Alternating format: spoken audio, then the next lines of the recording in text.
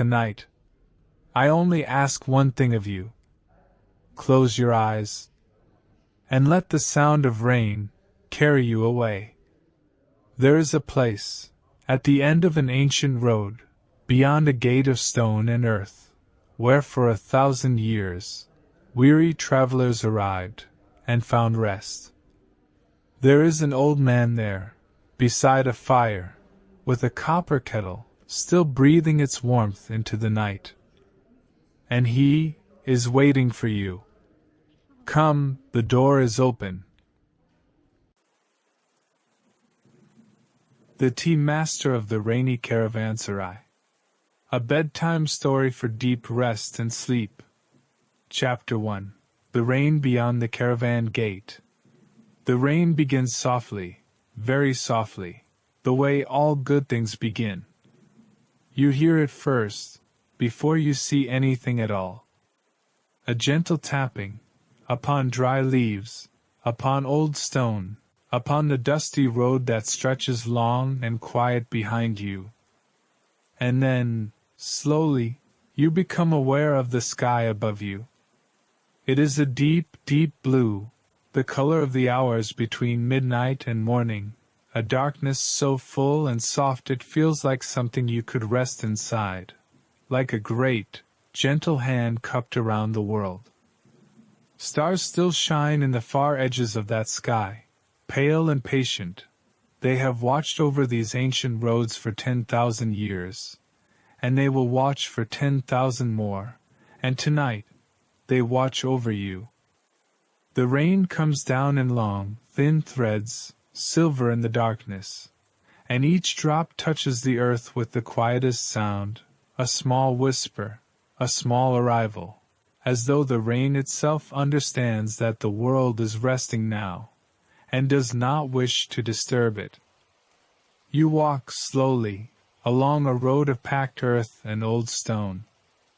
The road is wide enough for a full caravan, wide enough for merchants with their loaded camels, for poets traveling between cities, for wandering dervishes who carry nothing but their songs.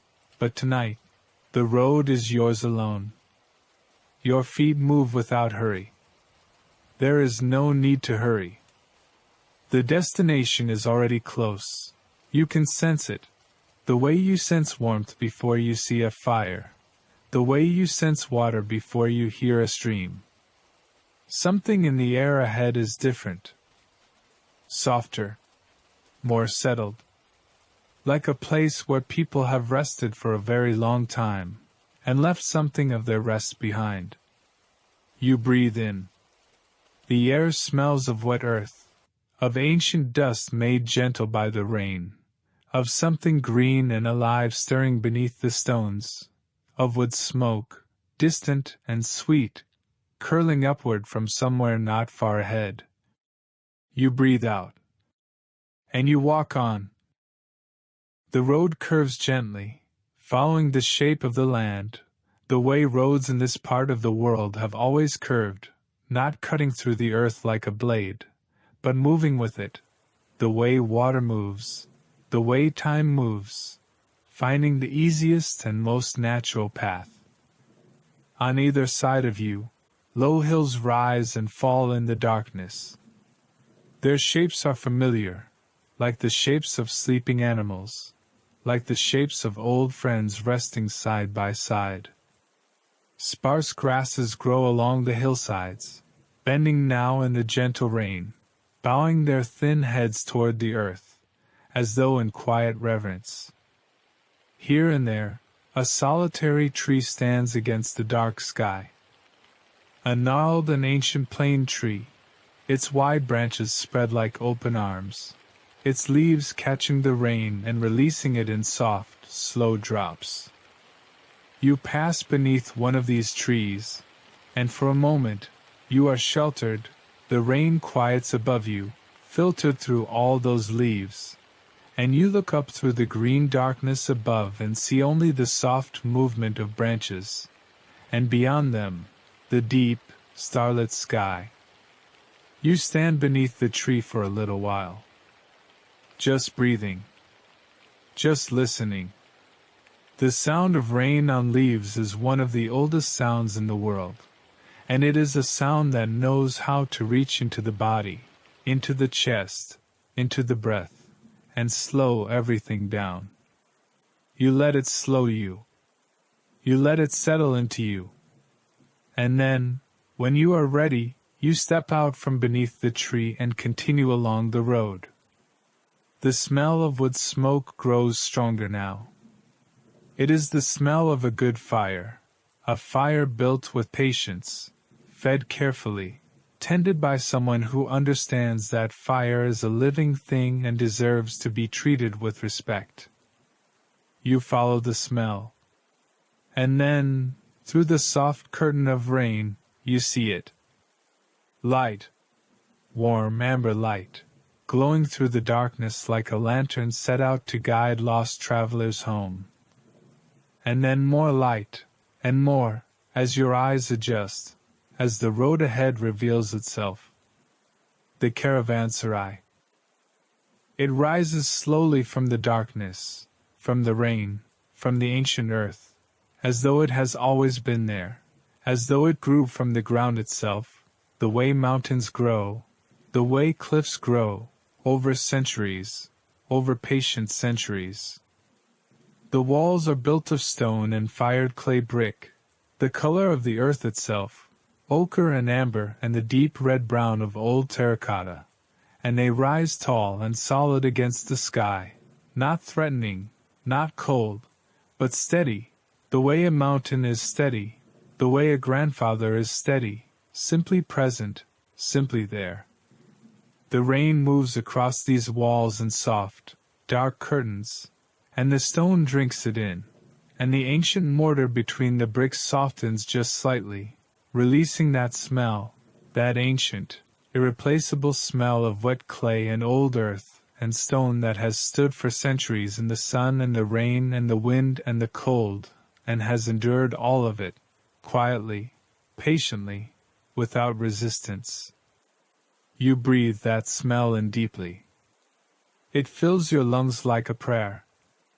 It settles in your chest like a warm hand placed gently over your heart. The gate of the Caravanserai is a great arch opening in the wall.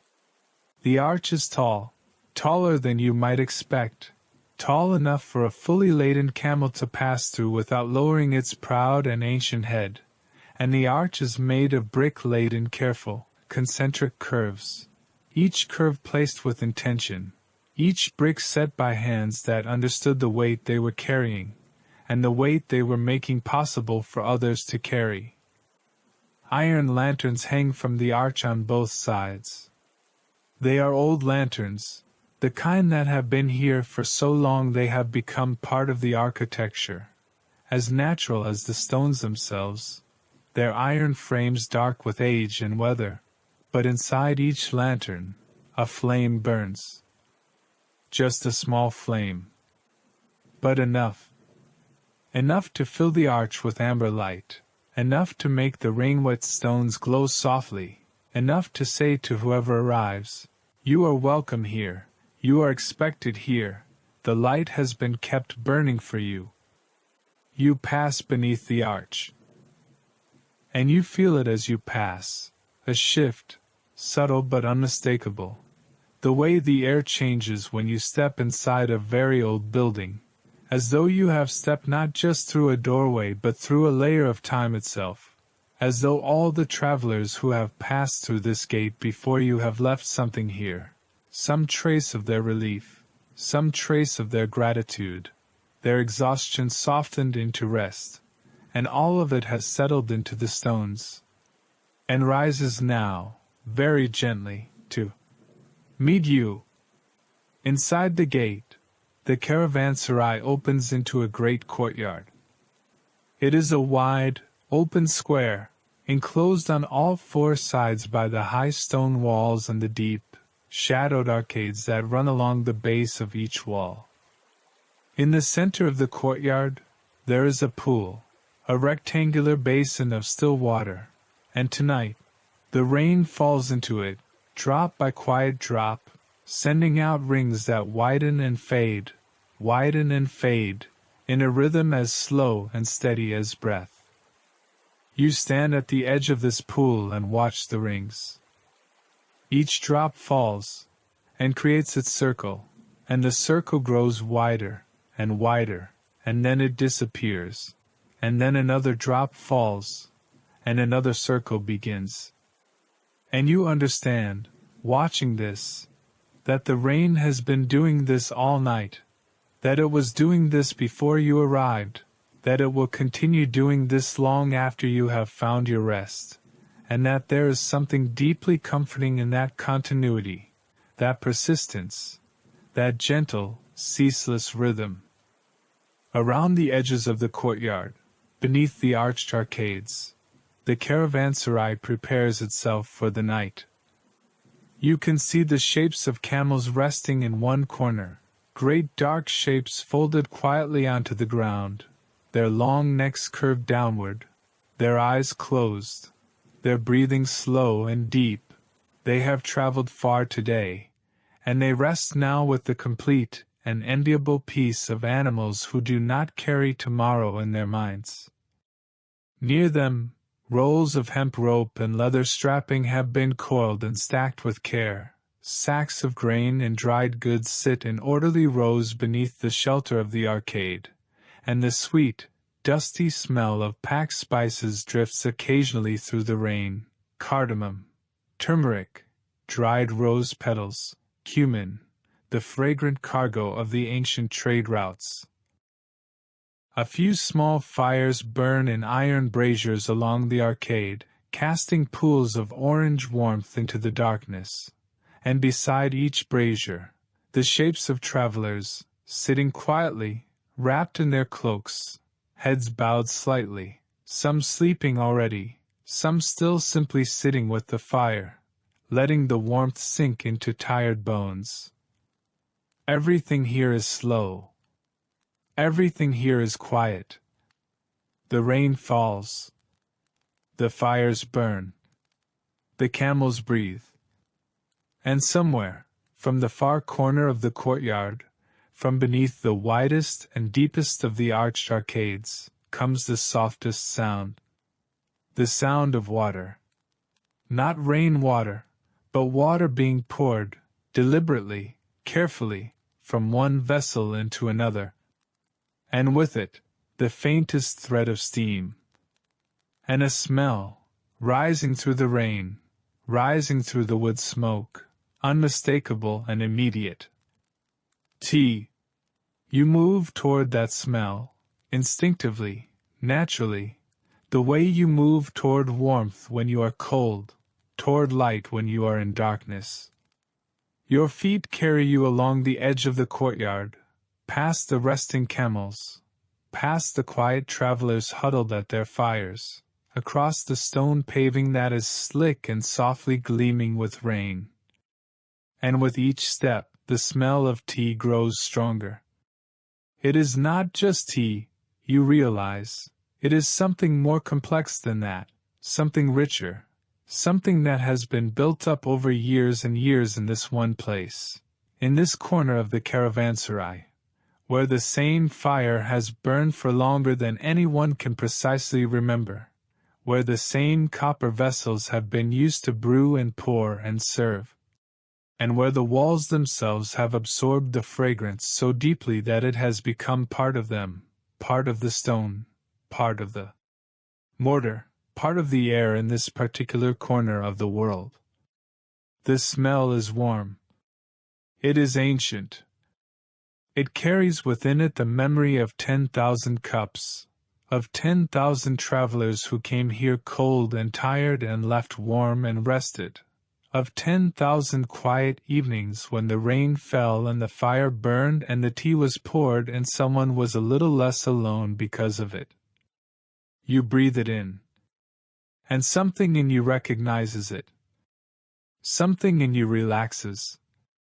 The coffee house, for that is what this corner of the caravanserai has become, occupies the full width of one of the deepest arched alcoves along the north wall.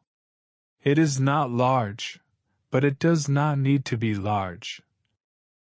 The ceiling is low, an arched vault of pale stone, darkened with years of smoke and warmth, and from this ceiling, 3 lanterns hang on iron chains, each holding a single flame, and together they fill the space with a light that is amber and shifting and alive, a light that seems to breathe, that seems to move with the breath of those who sit beneath it. The floor is covered in layers of carpet. Not one carpet, but many, laid one upon another over the years, each layer different, each layer telling its own story in pattern and color and texture, but together creating something so soft and so deep that your feet seem to sink into it slightly, and the sound of the world outside, already soft, muffled to almost nothing. Along the walls, low cushions and bolsters have been arranged with great care, covered in fabrics of deep red and dusty blue and the warm gold of old saffron, and upon these cushions, travelers have arranged themselves with the unconscious ease of people who are very, very tired, some sitting upright, eyes half closed, some already lying down, their breathing slow and deep, their faces relaxed into expressions of complete peace. And in the center of this space, close to the wall where a low stone hearth holds a modest fire, a small brazier burns with coals that glow a deep, steady orange. Upon a trivet above the coals, a copper kettle sits. It is old, this kettle, very old, its surface worn smooth and dark with use, but beautifully shaped, with a round, generous belly and a long, curved spout and a handle of dark, polished wood, and from its spout, steam rises in a thin, slow ribbon, curling upward through the warm air, dissipating gently, and disappearing. And beside the brazier, kneeling on a small, folded carpet of his own, is the tea-master. You see him before he sees you, or perhaps he has seen you all along and simply waits, the way he waits for everything, without urgency, without impatience, simply present. He is old. Very old. The kind of old that has moved beyond age into something else, something more like the oldness of a tree, or a mountain, or a river that has flowed long enough to know exactly where it is going and is in no hurry to get there.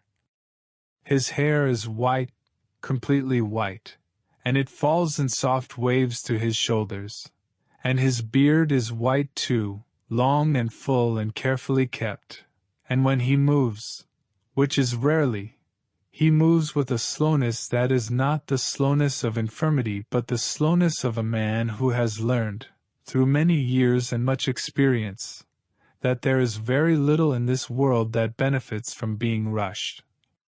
His face is the color of walnut wood, dark and warm, lined deeply by weather and years and a great deal of quiet laughter. His eyes are dark too, very dark, but when the lantern light catches them, they hold a warmth that makes you feel, immediately, and without reason, that you are safe here, that you have arrived somewhere good.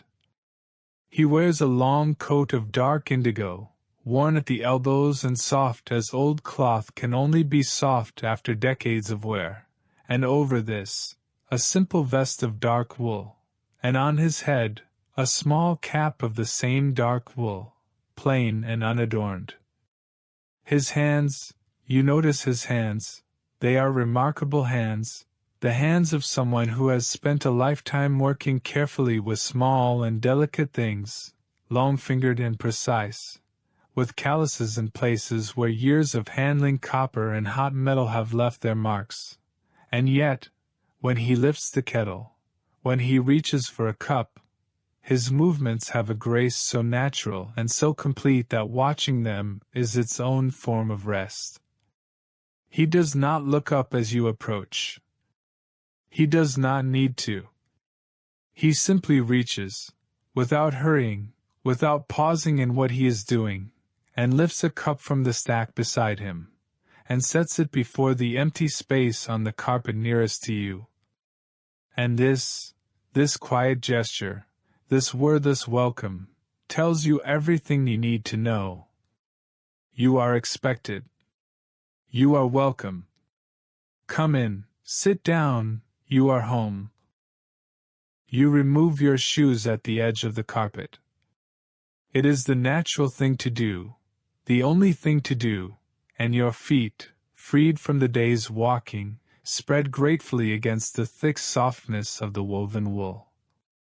You fold yourself down onto the cushions, slowly, your body releasing its tension layer by layer as the softness receives you, as the warmth of the fire reaches you, as the amber light folds around you like a blanket. You settle. And for a long moment you simply exist there, in that particular quality of stillness that only comes at the end of a long day, when the body finally stops carrying itself forward and is simply allowed to be, somewhere, resting, warm. The tea master glances at you then, just once, a brief, dark-eyed glance that carries no judgment and no expectation, only a mild, warm acknowledgement, the way you acknowledge an old friend who has arrived a little late but has arrived. Then he returns his attention to the kettle. And you watch him. The preparation of tea, in this man's hands, is not a task. It is something else. It is something that you do not have an exact word for, but that you can feel, watching it. The way you feel music before you can name the notes. The way you feel kindness before you can articulate it. He lifts the kettle from its trivet and sets it aside on the stone of the hearth, just for a moment, and into this moment, he reaches for a small ceramic pot, round and dark, its glaze the color of midnight, and he lifts it with both hands, and he turns it, slowly, once, twice, 3 times, warming it between his palms, and you understand that this is not ceremony, it is necessity, it is care. He is warming the pot before the tea goes in, so that the temperature is right, so that the leaves receive what they need, so that the result will be what it should be. He sets the pot down. He reaches for a small wooden box beside him, its lid inlaid with a simple geometric pattern in paler wood, and he opens it, and the smell that rises from it is immediate and complex and beautiful. Black tea leaves, but not plain. They are mixed with something else, dried rose petals, dried cardamom, a trace of something darker and richer, and you lean forward, just slightly, involuntarily, drawn by that smell. He sees this, and the corners of his eyes crinkle, and you understand that this is a smile, his version of a smile, contained and quiet and genuine. He lifts a small measure of the tea, rolling it gently between his fingers, assessing, and then he places it into the warm pot, and he lifts the kettle once more, and he pours. The water comes out in a thin, precise stream, and it meets the leaves, and the sound of it fills the small space, a sound like a very quiet stream over smooth stones, like rain on still water, like the beginning of something. Steam rises from the pot. It rises slowly, in slow, turning ribbons, and in the lantern light, those ribbons catch the amber glow, and seem to glow themselves, as though the steam is alive, as though the very act of brewing this tea is producing something that has light in it. The tea master sets the lid on the pot, gently, precisely, and sets the pot back on the trivet, not over the coals, but beside them, close enough to keep warm, not so close as to destroy the delicate work being done inside. And then he waits. He does not look at the pot. He does not look at anything in particular. He simply waits, with the extraordinary ease of a man who has spent so many years waiting for tea to brew that the waiting has become, not empty, but full of a particular quality of attention that is both relaxed and present, awake and still. You find yourself breathing more slowly. Just watching him. Just being in the same space as this quality of waiting. The rain continues outside. You can hear it, even here inside, even through the thick stone walls and the deep, sheltering arch. You can hear it, a soft, continuous presence, steady and patient, like a voice that has no words, but that means to comfort. You listen to the rain. And as you listen, you realize that it has been raining like this your whole journey, and that perhaps it has been raining longer than that, and that the rain does not mind. The rain is simply doing what rain does, falling from the sky onto the earth, nourishing what needs to be nourished, settling what needs to be settled, washing clean what needs to be cleaned. The rain asks nothing of you. It simply falls. And you simply listen. Around you in the coffee house, the other travelers breathe and rest and sleep. There is a man in the far corner, a merchant by the look of his clothes, his coat of good wool, his belt of work leather. He sits with his back against the wall, and his eyes closed, his breathing slow and deep, his hands folded in his lap like two sleeping animals, and his face, in sleep, is completely free of all the calculations and considerations that must occupy it during the waking hours. Free of distances and prices and weather and timing, just a face, just a man, just breathing. Beside him, slightly apart, a younger traveler, barely more than a boy, his cloak still damp at the shoulders, his boots set neatly to one side. He has curled himself small against the cushions, knees drawn up slightly, and he sleeps the deep, dreamless sleep of the very young, of bodies that have worked hard and minds that have not yet learned to lie awake worrying about what tomorrow might bring. Near the fire, an older woman sits wrapped in a heavy shawl of dark blue wool. She is not sleeping, she is simply sitting, watching the fire, her dark eyes moving slowly with the movement of the flames, and her expression is one of such complete and settled peace that she seems like a part of the room itself, like the carpet, like the low stone walls, simply present, simply at rest. None of these people speak. None of them need to. The silence between them is not awkward or empty. It is the full silence of people who are resting together, who are warm together, who are sheltered from the rain and the road together, and who need nothing more than this. You are part of this silence now. You settle deeper into the cushions, and you breathe, and you let the silence hold you. The fire in the stone hearth makes a soft sound, a quiet, intermittent crackling, the sound of dry wood releasing itself into heat and light. And this sound too is ancient, older than all the roads and all the caravanserais and all the cups of tea that have ever been brewed. Fire has crackled like this for as long as there have been fires, for as long as there have been people who needed warmth, who gathered around flames and told their stories and rested their bones, and something in the body, something very old and very deep, recognizes this sound, and relaxes, and lets go. You let go. You feel it happen, almost physically, some last remaining tension in your shoulders, some small, stubborn holding in your chest, releasing, softening, settling. You breathe out. Long, slow, complete. And you rest. The tea master lifts the pot from the trivet. He lifts it with the same unhurried grace with which he does everything, and he begins to pour. The tea comes out dark amber, dark and luminous, the color of autumn leaves against the sun, the color of old honey, and as it falls into the waiting cups, it carries with it that warm, layered smell, rose and cardamom, and the deep earthiness of the tea itself. He pours each cup in a slow, even stream, filling each one to exactly the same level, either too full nor too sparse.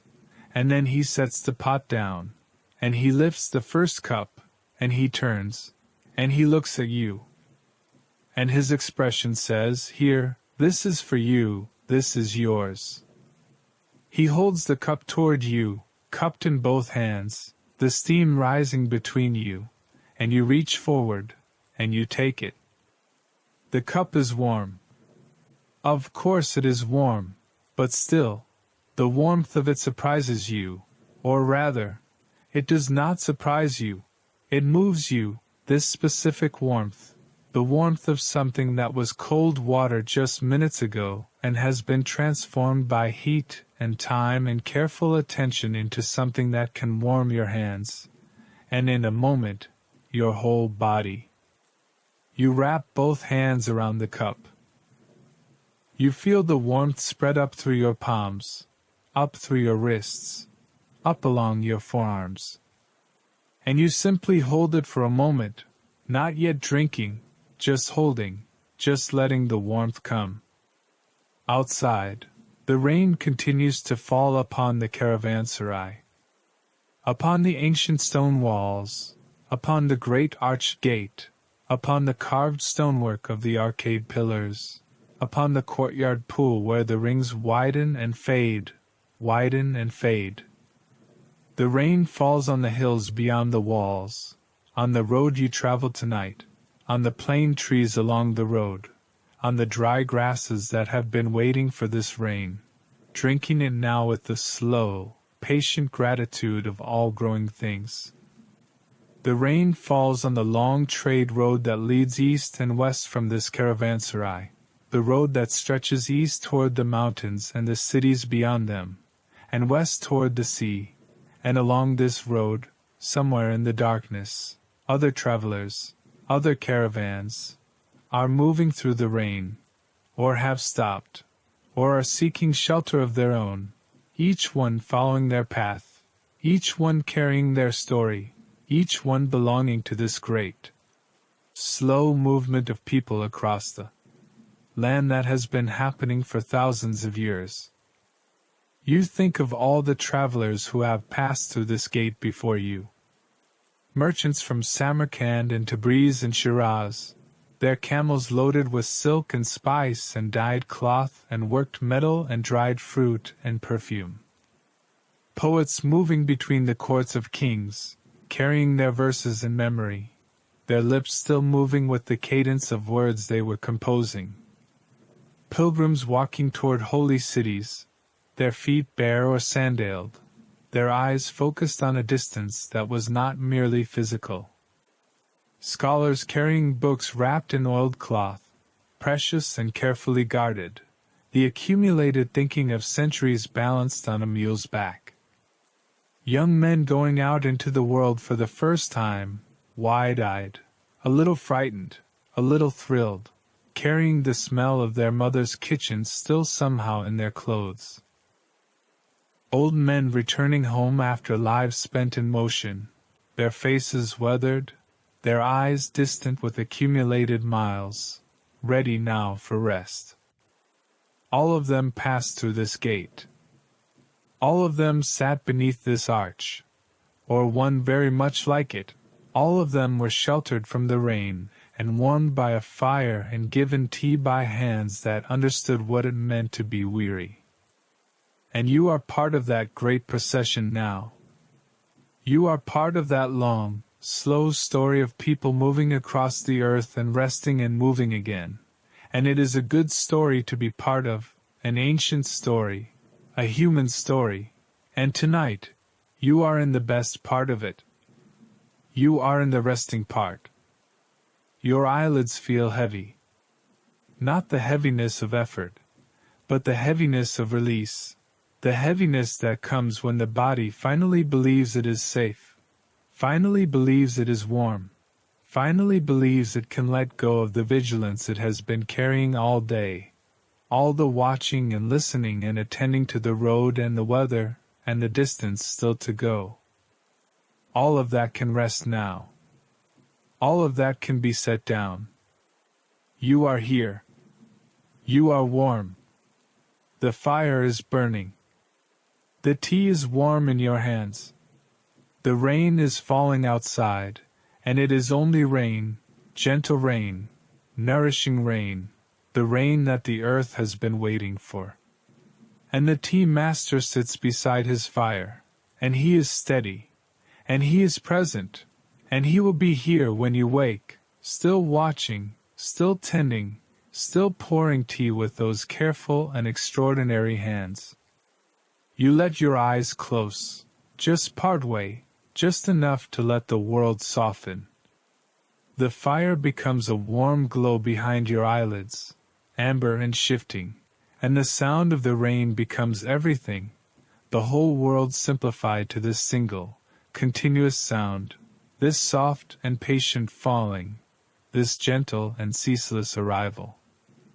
And your breath slows, and your body sinks deeper into the cushions, and the warmth of the tea in your hands seems to spread through your whole body now, through your chest and your belly and your arms and your legs, a warmth that is not heat but simply belonging, simply being in the right place, simply rest.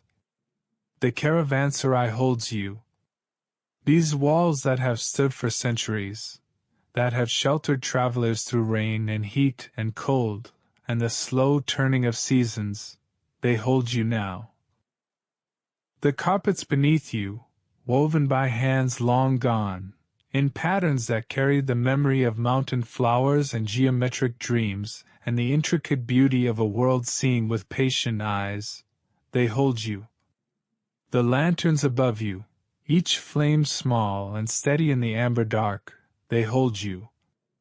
And the rain, outside the walls, falling on the ancient road, falling on the patient hills, falling on the sleeping fields, the rain that asks nothing and gives everything, the rain holds you too. Everything is holding you. Everything is still. The night is full, and warm, and quiet. And the rain falls. And the fire burns. And the tea master watches over the sleeping travelers with the care and the patience of someone who has been doing this for a very long time, who understands that this, exactly this, the sheltering of weary travelers from the rain, the warming of cold hands with hot tea, the keeping of the fire through the long night, is enough, is more than enough, is everything.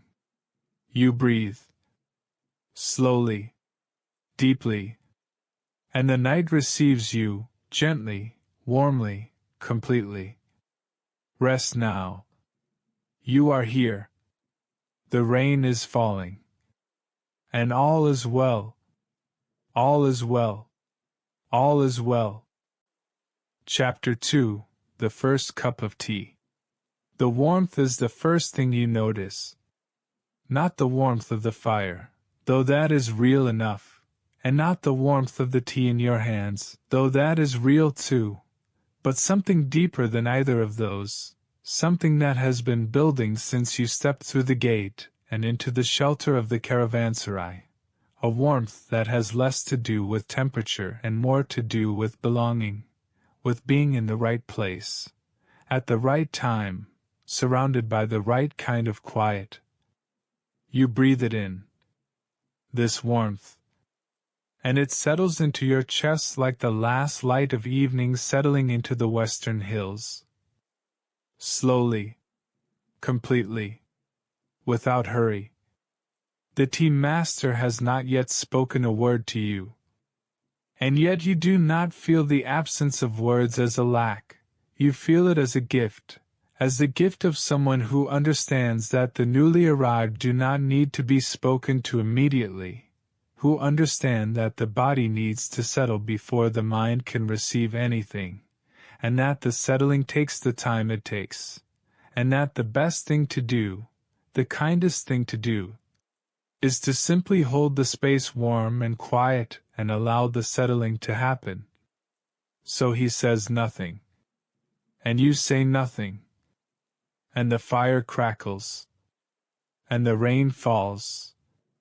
And slowly, very slowly, the last of the journey releases its grip on your body.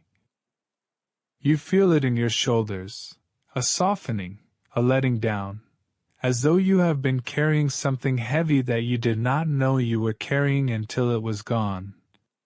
You feel it in your jaw, unclenching, releasing, dropping just slightly, the way the jaw drops in sleep, in true sleep, when the body has finally surrendered. You feel it in your hands, still wrapped around the warm cup, your grip loosening, not dropping the cup, but no longer holding it with effort, just resting with it. The way the cup rests in your hands and your hands rest around the cup and all of it rests in the amber warmth of the fire. Everything resting. Everything settling. Like the rain-drenched earth outside settling after a long dry season, drinking, softening, becoming itself again. The tea master shifts slightly, and this small movement draws your attention back to him, gently, without urgency. He is reaching for a small clay dish beside him, and on this dish, there are a few things, a small cone of pale sugar, chipped from a larger piece and irregular at its edges, the kind of sugar that crumbles between the fingers and releases a faint, warm sweetness when it does, and beside the sugar, 2 small dried fruits, dark and wrinkled. The kind that have been dried slowly in the sun until all their sweetness has concentrated into something dense and almost honeyed. He sets the dish between you and himself, on the carpet, within easy reach.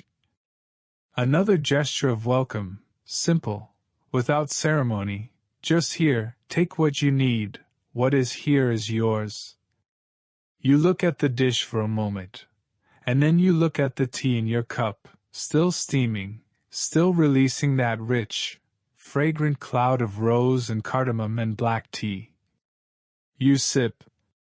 And this time, now that you are more settled, now that you are more present, the taste is even richer than before. The first note is the rose, delicate and sweet, not perfumed, not heavy, but light and clean. Like a breeze that has passed through a garden in early morning, before the heat of the day has changed the flowers into something more intense. Then the cardamom, warm and slightly spiced, with that faint, resinous depth that cardamom alone possesses, the depth of very old and very good things, of spice roads and distant mountains and the kind of knowledge that comes only from long experience. And underneath both of these, the tea itself, black and earthy and clean, with a gentle bitterness at the very end, the bitterness that is not unpleasant but clarifying, the kind that makes everything else taste more like itself. You hold the second sip for a moment, aware of it, tasting it completely, and then you swallow, and the warmth spreads again. Deeper this time, as though each sip opens another layer of warmth within you, as though the tea is finding all the cold and tired places and visiting them one by one, sitting with each one for a moment, and leaving warmth behind. You breathe. And you rest. The tea master speaks. His voice, when it comes, is exactly what you expected. And also nothing like you expected. It is low, very low, and unhurried, the kind of voice that has never been in a hurry, that has forgotten, long ago, what hurry even feels like, and it carries within it, somehow, the same quality as the warmth of the fire, the same quality as the sound of the rain, steady and continuous and deeply, deeply calming. He says, "The road was long tonight." It is not a question. It is simply an observation, offered in the same spirit as the cup of tea, without expectation, without demand, simply acknowledging what is true, the way a good friend acknowledges what is true, without needing to fix it or change it, just seeing it, just naming it quietly, so that you know you are seeing. Yes, you say. And the word feels complete. The tea master nods, once, slowly, and returns his gaze to the fire. And you understand, in this exchange of 7 words, that here, in this place, you do not have to explain yourself, you do not have to account for where you have come from or where you are going or why the journey has taken the shape it has taken, you do not have to be interesting or coherent, or any particular version of yourself. You can simply be what you are right now, which is tired, and warm, and grateful. And that, here, in this place, is more than enough.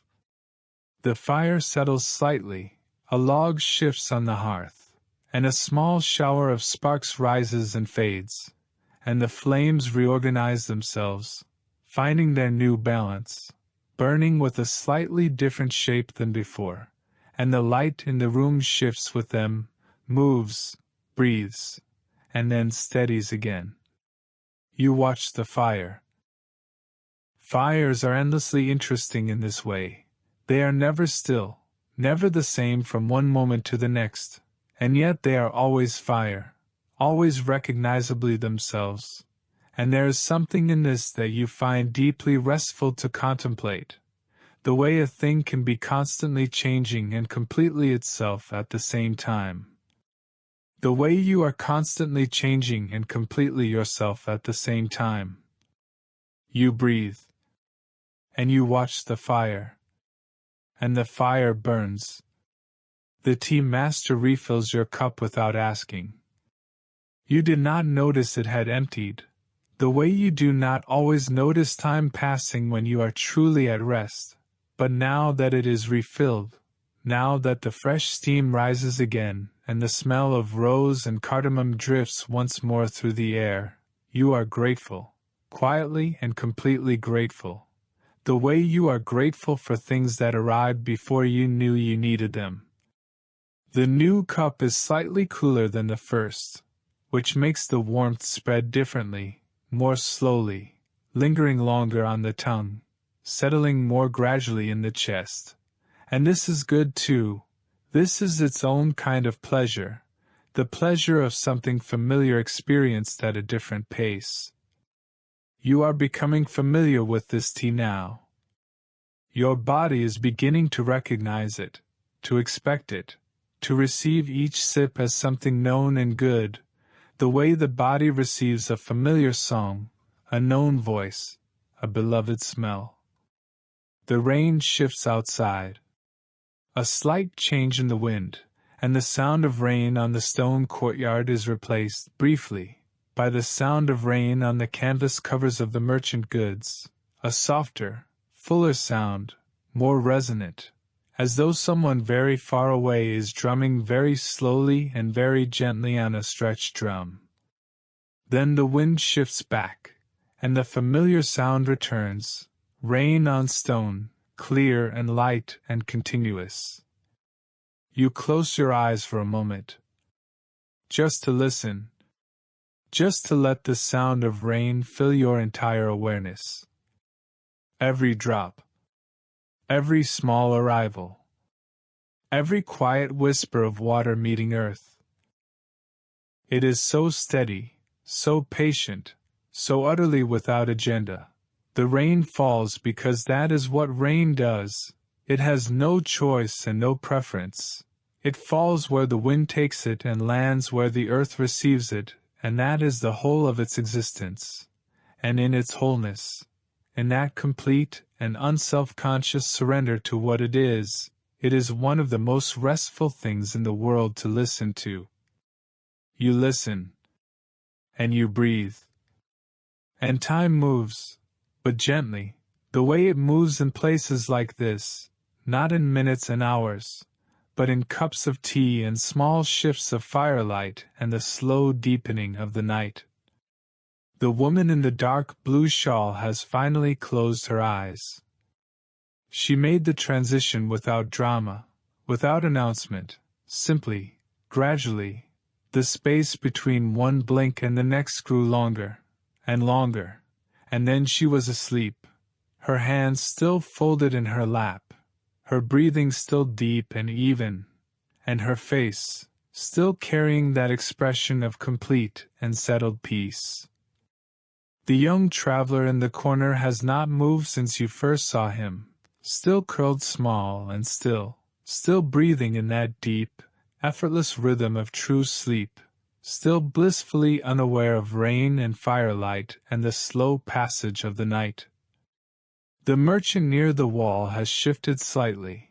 His head has come to rest against the stone, his coat pulled up a little over his shoulder, and his breathing, deep and slow, adds its quiet rhythm to the room. You are the only one still fully awake. And even you can feel the edges of wakefulness softening, rounding, the way the edges of ice soften in warmth, not yet gone, but no longer sharp, no longer insisting on themselves. The tea master notices this. You sense that he notices everything. But he does not hasten you towards sleep. He does not urge you or suggest it. He simply sits with his own cup, and watches the fire, and breathes. And his very steadiness is its own kind of permission. Go at your own pace. The night is long, the fire will burn, the tea will be here. Rest when you are ready. You breathe. Long and slow. And the warmth of the tea is a warmth throughout your whole body now, not just where it landed, not just in the places it passed through, but everywhere, as though the warmth has circulated, has become part of your blood, has found every corner of you and settled there quietly, doing its work, the ancient and unassuming work of warmth. Your thoughts, which were many and busy just an hour ago, have slowed. They are still there. You can feel them at the edges, the small concerns and half-formed plans and the mental residue of the day's traveling. But they feel distant now.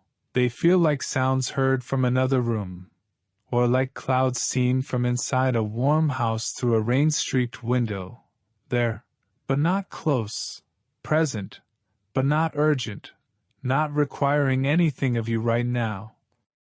Right now, all that is required of you is this: breathing, being warm, listening to the rain, holding your cup.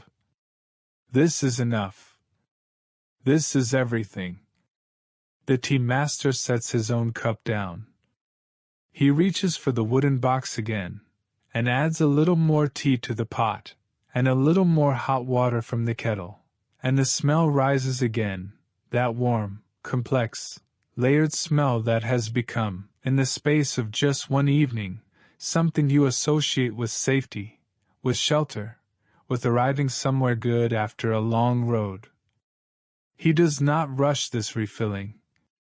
He does not rush anything. Each movement is complete in itself, each action given its full moment, and between the movements, pauses, brief, unhurried, the pauses of a man who knows that the spaces between things are as important as the things themselves. You watch his hands. Those long, precise, careful hands.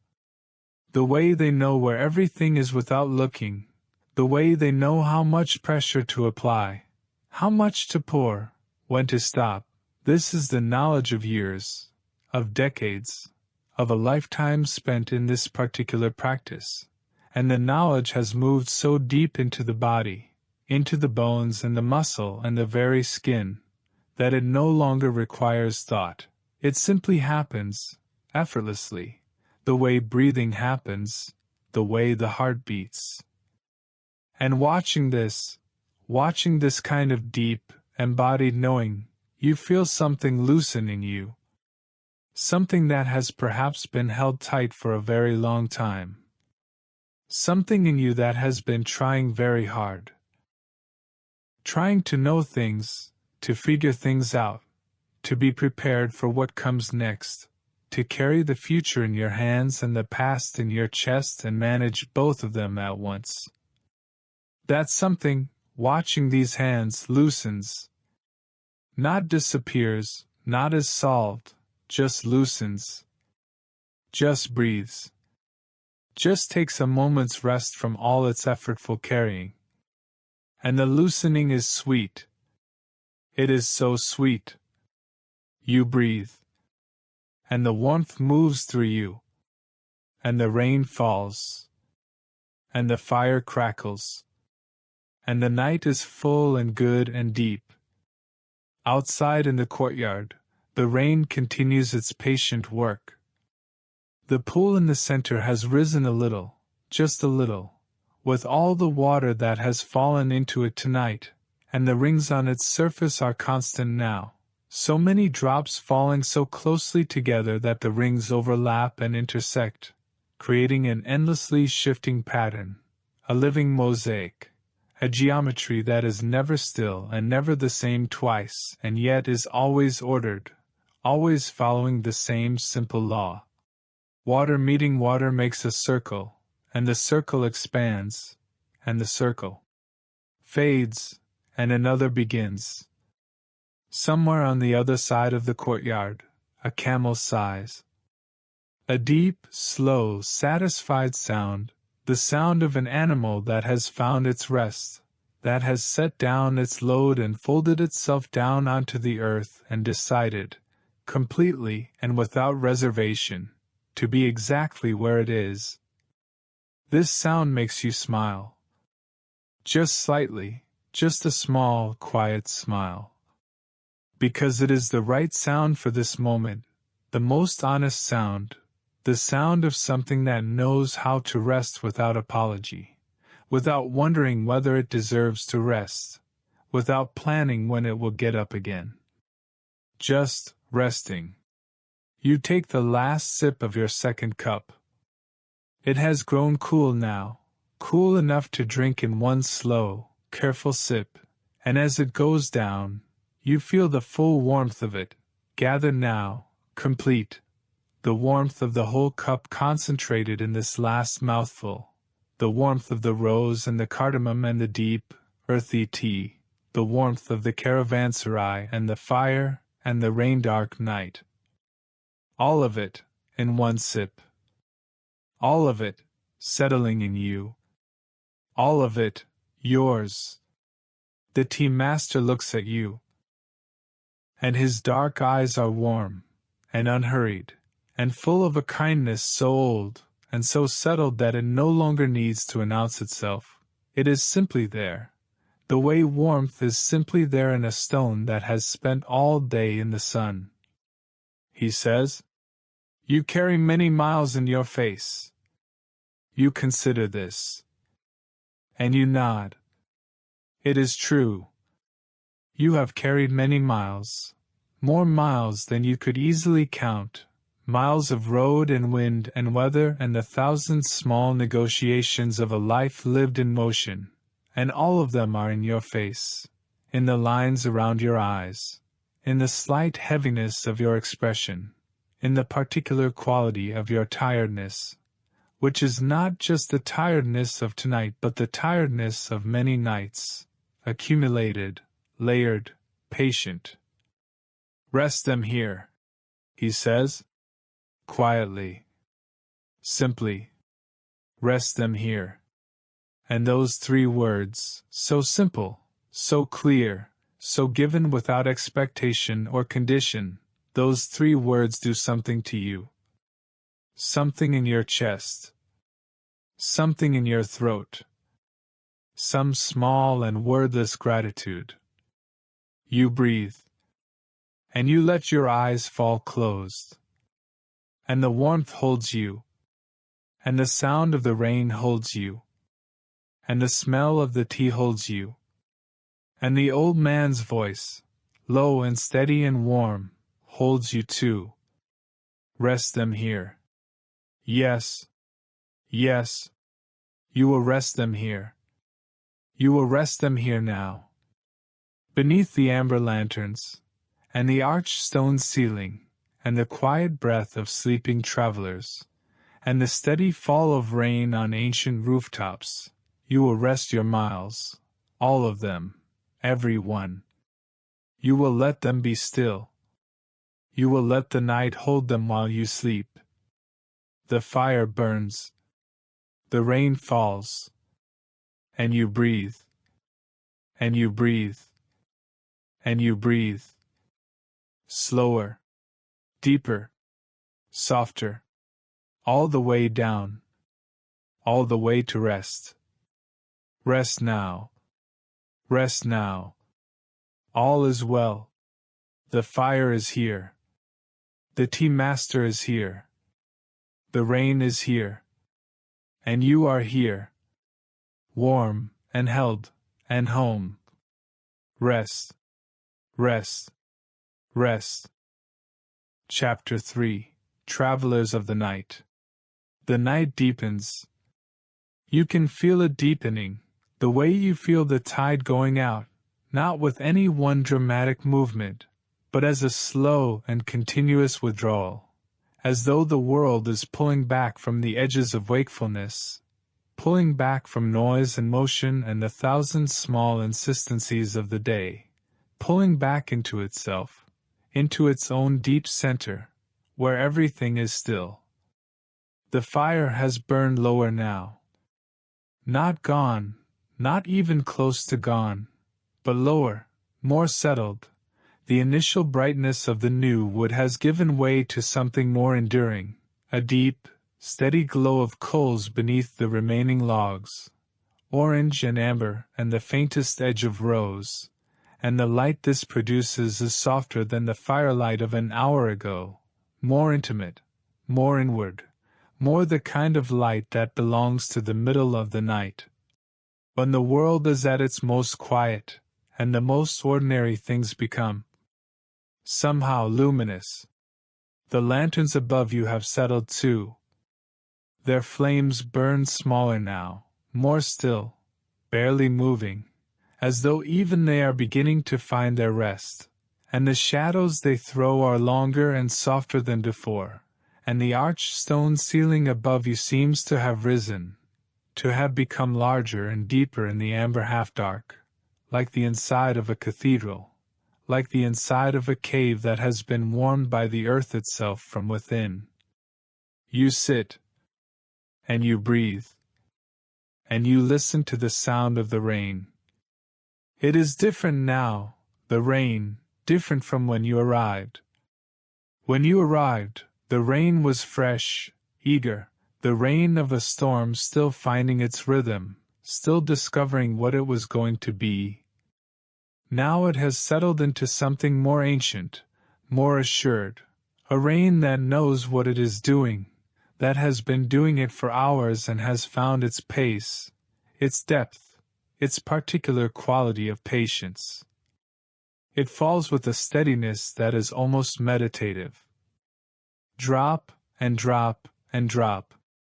Each one identical, and each one completely itself. The sound of it on the courtyard stones is a sound you could fall asleep inside. Could sink into. Like sinking into deep water, slowly, without fear, feeling the water close over your head, and finding, instead of darkness, a kind of illuminated stillness, a quiet so complete it is almost musical. You breathe. And the rain falls. And you breathe. More travelers have gathered in the coffee house since you first settled here. You are not quite sure when they came, the transitions were so quiet, so gradual. One moment you noticed only the original few sleepers and yourself. And now, looking around with soft, half-focused eyes, You can see more shapes on the cushions, more cloaks and scarves, and the quiet forms of people at rest. A tall, thin man has settled near the doorway, his long legs stretched in front of him, his back against the wall, his head tilted just slightly against the stone, his eyes not quite closed, watching the rain in the courtyard with an expression of such patient attention that you wonder how long he has been watching, how far he has traveled to sit here, what road brought him through this gate on this particular rainy night. Beside him, two travelers who appear to be companions, possibly brothers, their resemblance subtle but present in the shape of their foreheads and the way they both hold their cups in exactly the same manner, cupped in both hands, elbows resting on their knees, heads bowed slightly over the steam, and they are not speaking, but their silence together is different from the silence of solitary travelers. It is a shared silence.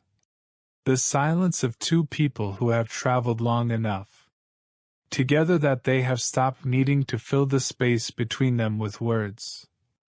Near the wall opposite you, a woman has spread a small carpet of her own, different from the ones already on the floor. Her carpet is brighter, newer, its colors still vivid, deep red and gold in the clear, fresh blue of a summer sky. And on this carpet she sits in a posture of such natural uprightness that you might think she was not tired at all, until you see her eyes, which are soft and distant and full of the particular quality of someone who is not quite here, who is already partway into the country of sleep, moving toward it gently, without resistance, letting it come. The tea master has seen all of them. Of course he has. He has already moved quietly among them, setting cups in the right places, adjusting the warmth of a coal, pulling a cushion just a little closer to someone who has settled in an awkward position, each small service so unobtrusive that it is almost invisible, and yet it is there, it is real, and each person who has received it, even in their half-sleep, feels the benefit, feels the extra degree of comfort, feels, without knowing why, a little more at ease. He returns now to his place beside the brazier. And he settles. And he is still. And you watch him. The tea master's face, in this lower firelight, is extraordinary. Not beautiful in any conventional way, beauty is not the right word, but compelling, deeply compelling, the way very old things are compelling, the way a very old tree is compelling, or a very old stone building, or a very old book whose pages have been turned so many times they have softened and darkened at the edges and carry the ghosts of all the fingers that have touched them. His face carries time in it. Not just his own time, though that is there, but the time of this place, this room, these evenings spent tending fire and pouring tea and watching travelers arrive and rest and depart, decade after decade, season after season. The time of all of that is in his face, in the deep lines around his eyes, in the set of his mouth, which is the set of a mouth that has given a great deal of comfort and expects nothing in return. You find yourself wondering how long he has been here. Not as an anxious wondering, not as a question that needs an answer, just as a gentle curiosity, the kind that arises in the middle of the night when you are very still and very warm and the ordinary boundaries between your own story and the stories around you have softened, become permeable, let other things in.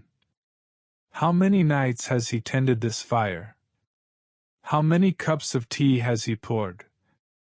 How many tired travelers has he welcomed with that quiet, unhurried grace? How many times has he sat in exactly this position, watching the fire burn lower, listening to the rain, holding his own cup, patient and warm and completely, utterly, at peace? The thought of it, the thought of all those nights and all those cups and all those travelers, fills you with a feeling that is not quite sadness and not quite joy, but something between them, something that does not have a precise name in any language, but that you know when you feel it, a kind of ache at the beautiful brevity of things, and a kind of gratitude for the fact that this particular thing, this tending of fire and tea through the rainy night, has been done for so long and so faithfully and so well. You breathe, and the feeling moves through you, and passes, and leaves a residue of warmth. The tall man near the doorway has spoken. You hear his voice before you make out the words, a low voice, measured, with the slight formality of someone who is accustomed to speaking in public, in markets or courtrooms or the assembly halls of caravanserais where travelers gather and trade stories along with goods. He is speaking to the tea master, but quietly, and the tea master listens with that particular quality of listening, which is complete, which gives the speaker its full attention without any hunger for the story to hurry up and arrive at its point, which waits, simply waits, for the words to find their own pace. The tall man speaks of roads. You do not catch all of it, nor do you try to, but you hear fragments. A mountain pass that was difficult in the early autumn rains, a bridge that had washed away and had to be forded at knee-depth in cold water, a village on the far side of the mountains where the people were hospitable beyond all expectation, who opened their houses and brought out their best bread and their best oil and sat with the travelers until late in the night asking questions about the cities to the west, about the sea, about the great markets of the coastal towns, questions that held within them a great and genuine hunger for the world beyond the mountains. The tea master listens, and when the tall man has finished, the tea master says nothing for a moment, just nods, slowly, once, the way you nod when someone has said something true, when the words have landed exactly where they should land and the only appropriate response is this small, complete acknowledgement. Then he says, "The roads take us far, but they always lead back to a fire." The tall man considers this. And then he smiles, a slow, tired, genuine smile, and he settles deeper against the wall, and he closes his eyes. And within a few breaths, his chest is rising and falling with the slow rhythm of sleep. You breathe, and the room breathes, and the night deepens. The companions, the two who might be brothers, have finished their tea. Their cups sit empty on the carpet beside them, and they are both asleep now, leaning slightly toward each other, the way trees grow toward each other when they share the same light, and their breathing has synchronized, rising and falling together, two chests moving as one in the amber dark, and the sight of this simple, unconscious closeness, is one of the most peaceful things you have ever seen. You look at them for a long moment, and then you look away, not because it is impolite to look, but because looking at sleeping people has a quality of tenderness that eventually becomes too much, that becomes too private, too intimate to hold with open eyes, and so you let your gaze drift back to the fire, back to the coals that glow steady and deep, back to the tea master who is still there, still present, as steady as the coals. He is doing something with his hands. You watch, and you see that he is holding a string of small beads, dark amber beads, polished smooth, and he is moving them slowly through his fingers, one by one, not counting, not praying in any formal way, just the movement, the slow, tactile rhythm of it, one bead, and the next, and the next, and the next, his thumb and forefinger moving in a rhythm as slow and steady as the rain outside. You watch the beads, one by one. And the watching of them does something to your breath. Your breath slows to match the rhythm. One bead, one breath, one bead, one breath. And you do not decide to do this. It simply happens.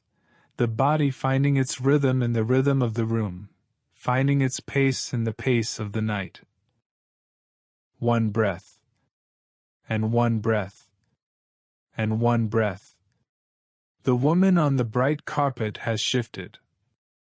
Very slowly, very gradually, she has allowed herself to lie down, to let the carpet receive her, and she has drawn her shawl around herself like a cocoon, and she is still now, completely still, and the vivid colors of her carpet seem to glow in the firelight.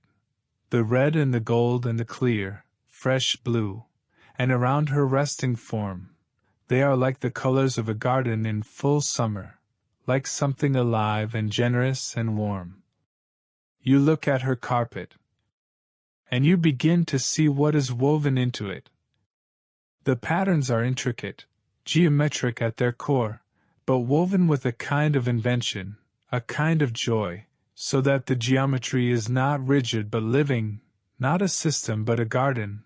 Flowers that are not quite flowers but carry the feeling of flowers, birds that are not quite birds but carry the movement of birds, the suggestion of water, of light. Of all the beautiful things that a hand with a shuttle and a loom and a little patience, and a great deal of love can make appear out of wool and dye in time. You look at the carpet, and you let it carry you for a while.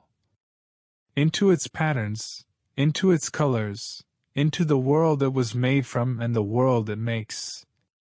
The tea master has set down his beads.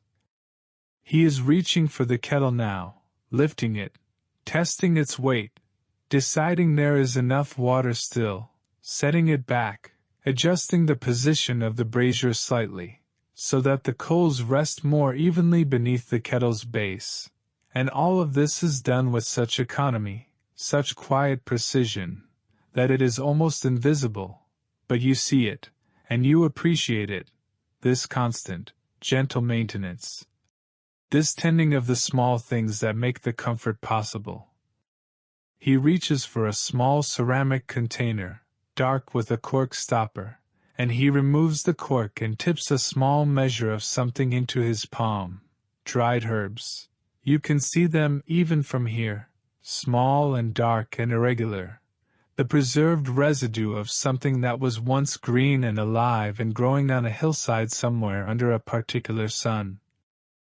He adds them to the kettle, directly into the water, and the smell that rises as they hit the heat is immediate and complex. Something in the mint family, cooling and clear, something else deeper, root-like, earthy, and something else still, floral, distant, like a memory of summer in the middle of the night rain. For the sleep, he says, without looking up. Not to you specifically, to the room, to whoever is listening, to the night itself.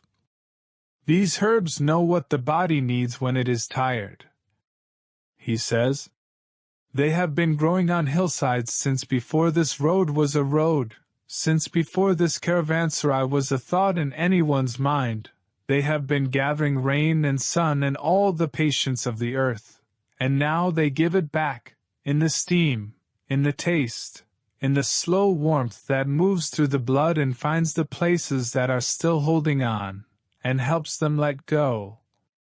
He says this slowly, in the same rhythm as the rain. And you listen. And the words do something that goes beyond meaning, beyond the information they carry. They do something in the body, in the chest, in the slow depth of the breath. You let go. A little more. Another layer. Another small surrender. He pours the herbed water into fresh cups, and he brings you one. and this time he sets it into your hands himself, his own hands wrapping briefly around yours for just a moment, just the duration of the transfer. And in that moment, you feel the warmth of his hands, worn and dry and certain, and the warmth moves from his hands into yours, and from yours into the cup, and from the cup into you. You breathe. Drink slowly, he says. Let each sip settle before the next. You do. You drink slowly. The herb tea is lighter than the black tea, lighter and cleaner, with that cooling edge of mint at the front, and then the earthier notes arriving afterward, and then the floral, like layers of a landscape seen from a distance. First the near things, then the middle ground, then the faint blue of the far hills disappearing into the sky. Each sip settles before the next, and with each sip, the settling deepens. You can feel it, actually feel it, the way you can sometimes feel yourself growing tired, not unpleasantly, but the way you feel when you have been swimming in the sea and come out onto the warm sand and lie down, and the sun is on your face and the sand is warm beneath you and the sound of the water is still in your ears, and sleep arrives not as a falling but as a rising up into something lighter, something softer, something that waits for you with open arms. Sleep is waiting for you. You can feel it. Just there. Just at the edge of the next breath. Or the next. Or the next. The fire crackles once, softly, and the coals shift, and the light changes for a moment, and the room seems to lean inward, to become smaller, warmer, more enclosed, like a hand closing gently around something precious. You hear the rain. You hear the fire. You hear the slow, harmonized breathing of the sleeping travelers around you. You hear, faintly, the sound of the tea master moving his beads again, one by one, that slow, private rhythm, steady as a heartbeat, steady as the rain. And your own heartbeat slows to meet it. Your own breath slows. And the warmth of the herb tea has moved through you completely now, has found every place, has settled in every corner, and the last things holding you to wakefulness are very few, and very faint, and they are letting go. One by one. Like beads. One by one. The night holds you. And the rain falls. And the fire burns its quiet, steady burning. And you drift. Gently. On the current of this long, warm, rain-filled night. Toward sleep. Toward the deep, patient darkness where all the miles are set down, and all the days are completed, and all the plans are released, and there is only rest. Rest. Rest. Rest. The rain falls. And you rest. Chapter 4. The wisdom hidden in the steam. The steam rises. You watch it. You have been watching it, without quite deciding to, for some time now, and it is endlessly, quietly, mesmerizing. It rises from the spout of the copper kettle, a thin ribbon at first, almost invisible, and then it expands into the air above the brazier, spreading, widening, moving, shifting with each smallest breath in the room, with each infinitesimal current of warm air rising from the coals and the fire, and the breath of the sleeping travelers. It moves like something alive. It has intentions, or seems to. It reaches for the ceiling, and falls back, and reaches again, and then is carried sideways by a breath of air from the doorway, and then rises again, and turns, and spirals, and disperses. And then there is nothing. And then more steam rises from the kettle, and the whole thing begins again. You watch it, the tea master says very quietly. What do you see? Not a question with a rising inflection, but a question that lands gently, like a leaf falling, making almost no sound, carrying no expectation of a particular answer. You consider it. You say, steam. He nods, slowly, the way he nods everything. Yes, steam. And what does the steam do? You watch it. It rises, you say. And then it disappears. Yes, he says. And then what? You think about this. More comes, you say. He smiles, that small, contained, genuine smile. Yes, more comes, always more comes. The kettle is not empty. The water is still there, heated, becoming something lighter than itself, rising, and then, what we call disappearing. But is it disappearing? You watch the steam.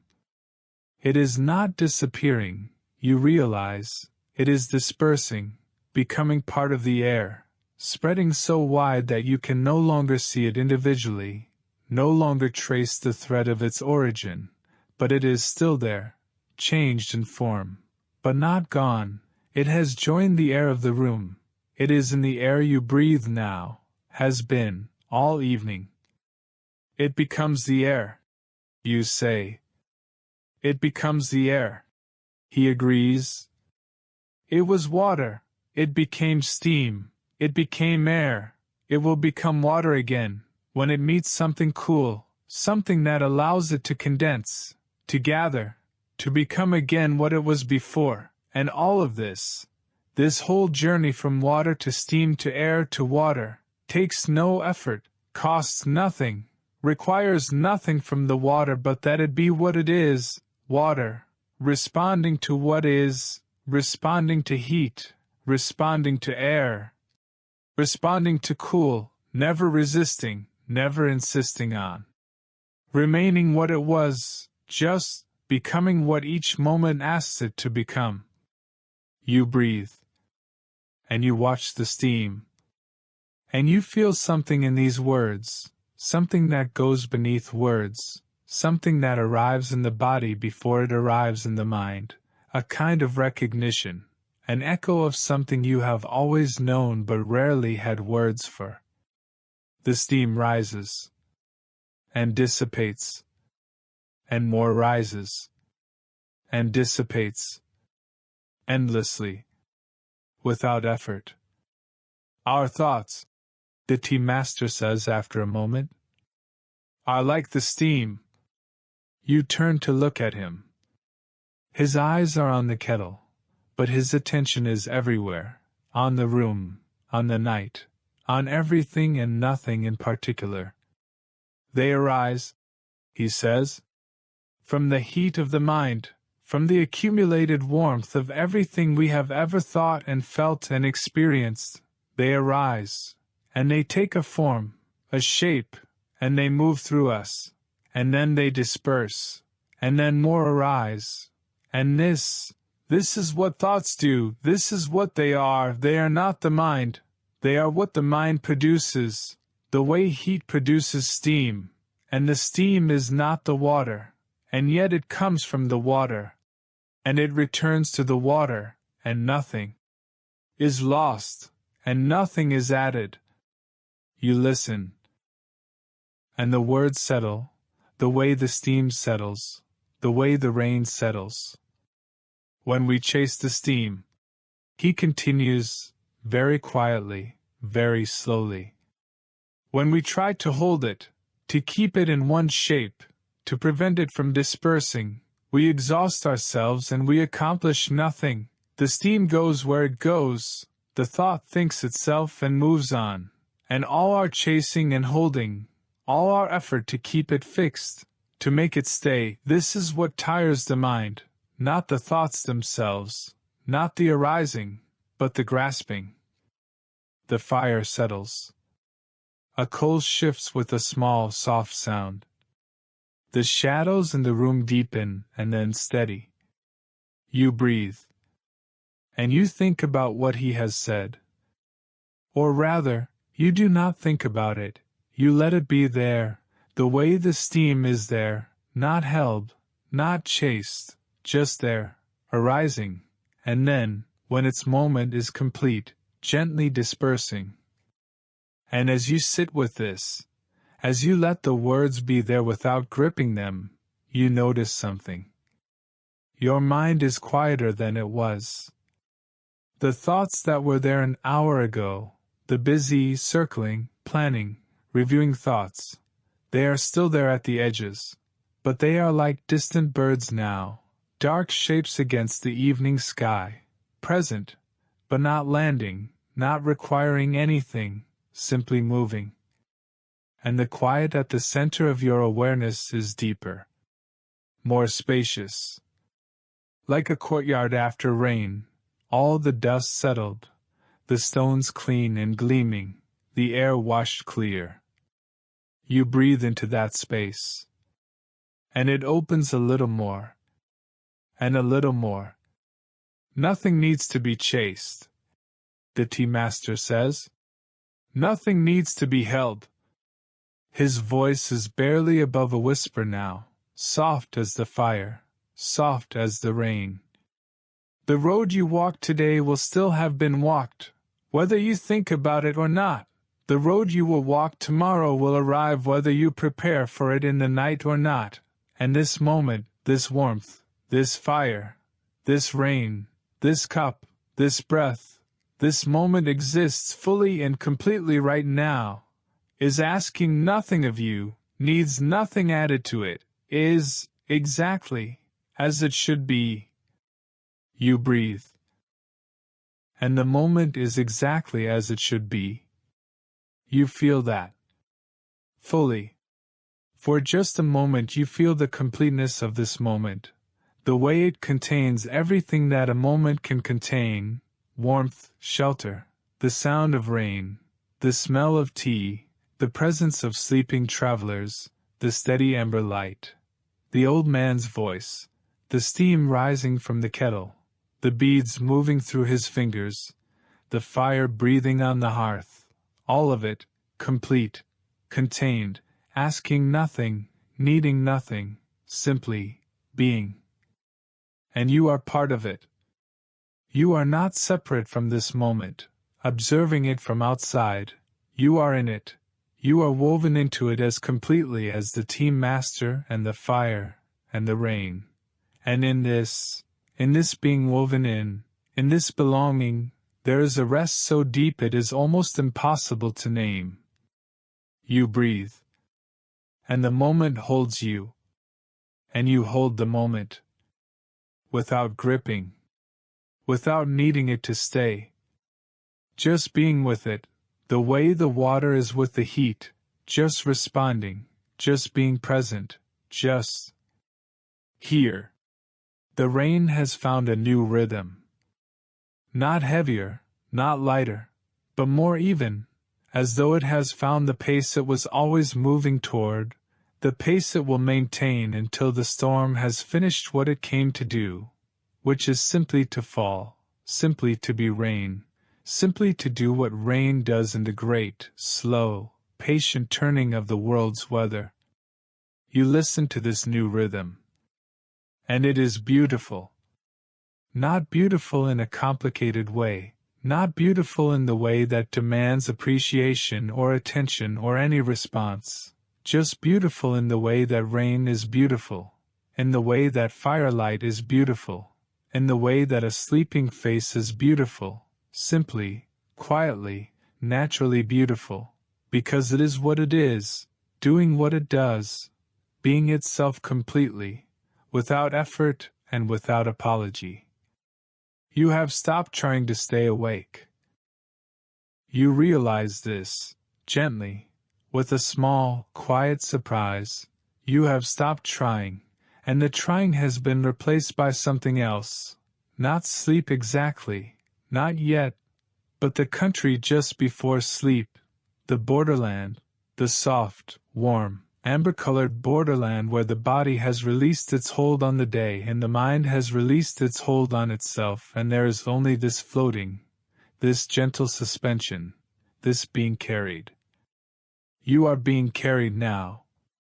By the warmth, by the sound of the rain, by the faint and continuous smell of tea and herbs and old wood and warm stone, by the breathing of the sleepers around you, by the soft, slow movement of the tea master's beads through his fingers. One bead. One breath. One bead. One breath. You are being carried. And the carrying is complete. And the night is full. And the warmth is everywhere.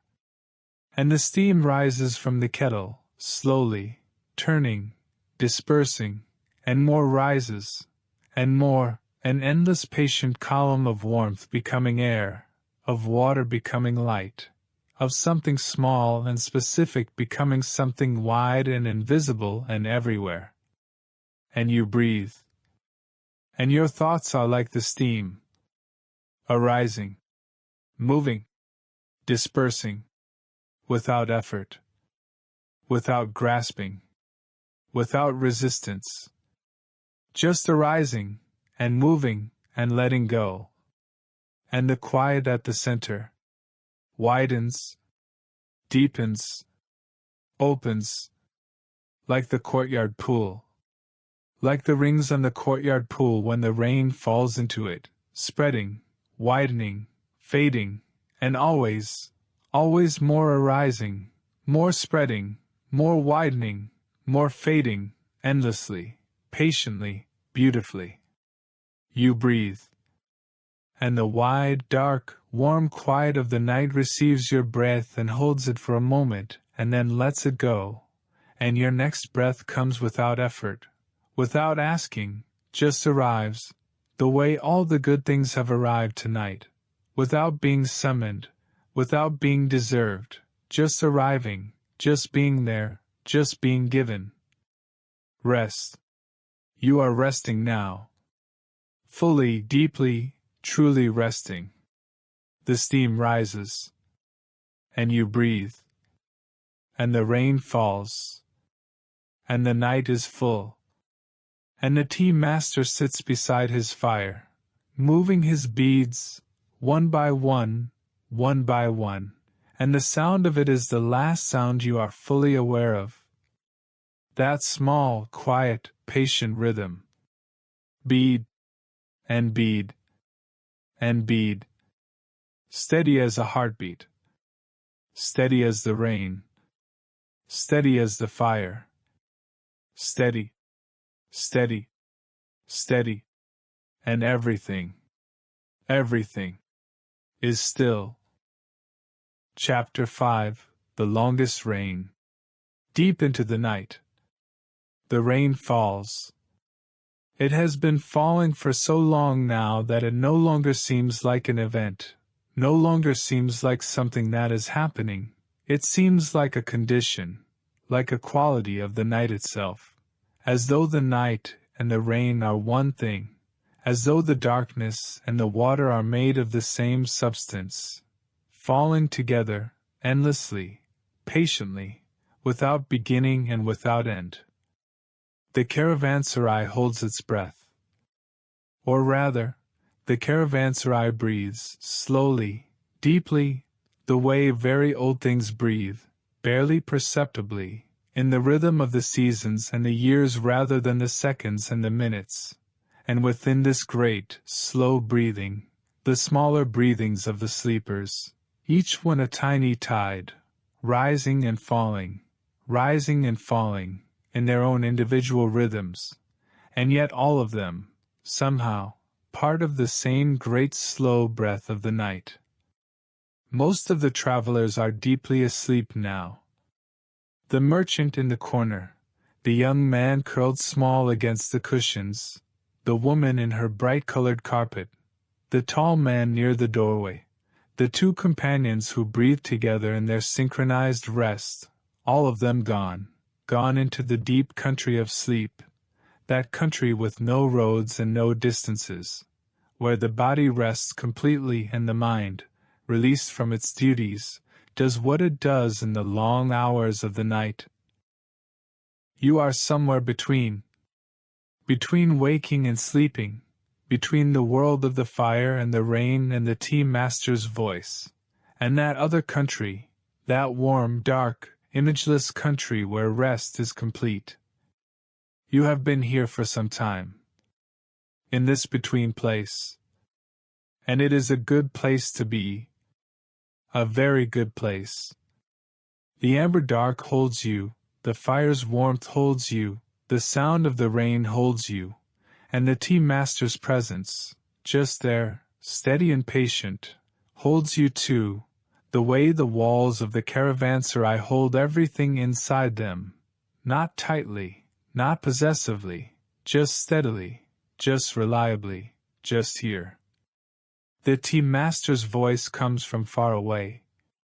Or not far, but from somewhere below the surface of waking, somewhere you have to reach downward to receive, and you do, you reach downward, easily, without effort, the way you reach for something in a dream, and it is there.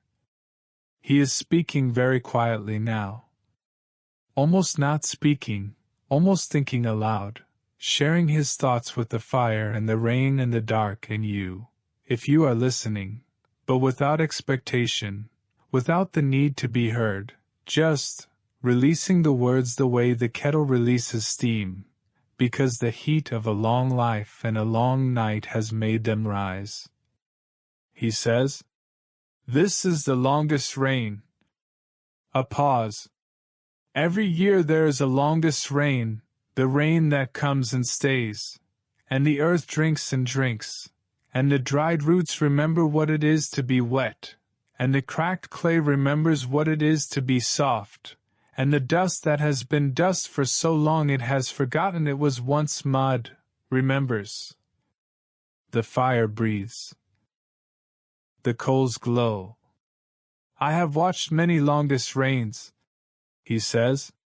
From this same place, from this same fire, each one different, each one the same, the rain that must be waited for, that cannot be hurried, that comes when it comes and stays as long as it stays, and the waiting is always a little hard, and the arriving is always a relief, and the staying, the long, steady, patient staying, this is the gift. You breathe. Impermanence, he says, very softly, is not only about things ending, it is also about things arriving, about things staying for their time. The rain stays for its time, the fire stays for its time, you stay for your time, and all of this staying, all of this showing up and being here and doing what you are and giving what you have, this is the beautiful part. This is the part worth noticing, worth being grateful for. The part that asks nothing in return for the noticing and the gratitude, except that you notice. That you are grateful, that you are here. The rain falls. And you are here. Present, warm, held, fading toward sleep, but still here, still receiving these quiet words, these late-night thoughts offered without demand. I think of all the rains I have watched, he continues, and I think that each one taught me something, though never what I expected.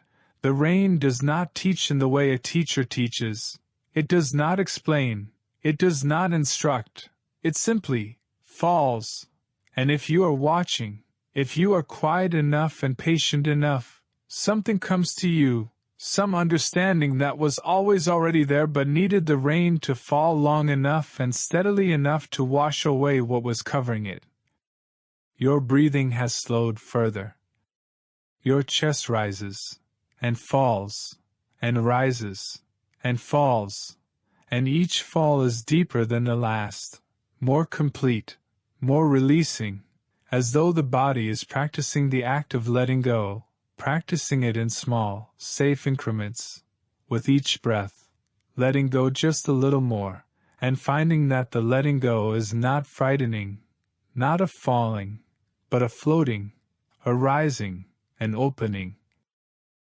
Gratitude, he says, after a long silence, is perhaps the simplest teaching of the long rain, to sit here, warm, while the rain falls on everything outside, on the bare hillsides and the long roads and the sleeping fields, and to notice, to actually notice, the warmth, the shelter, the fire, the cup, to let the noticing be complete, to let it be felt, not just thought, felt, in the chest, in the hands, in the breath. This is the whole of many teachings compressed into one.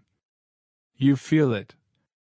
You feel it even now, in your chest, a warmth that is not just the warmth of tea but the warmth of noticing, of being present to what is good, here, in this moment, warm and sheltered and at rest. The warmth of it is extraordinary.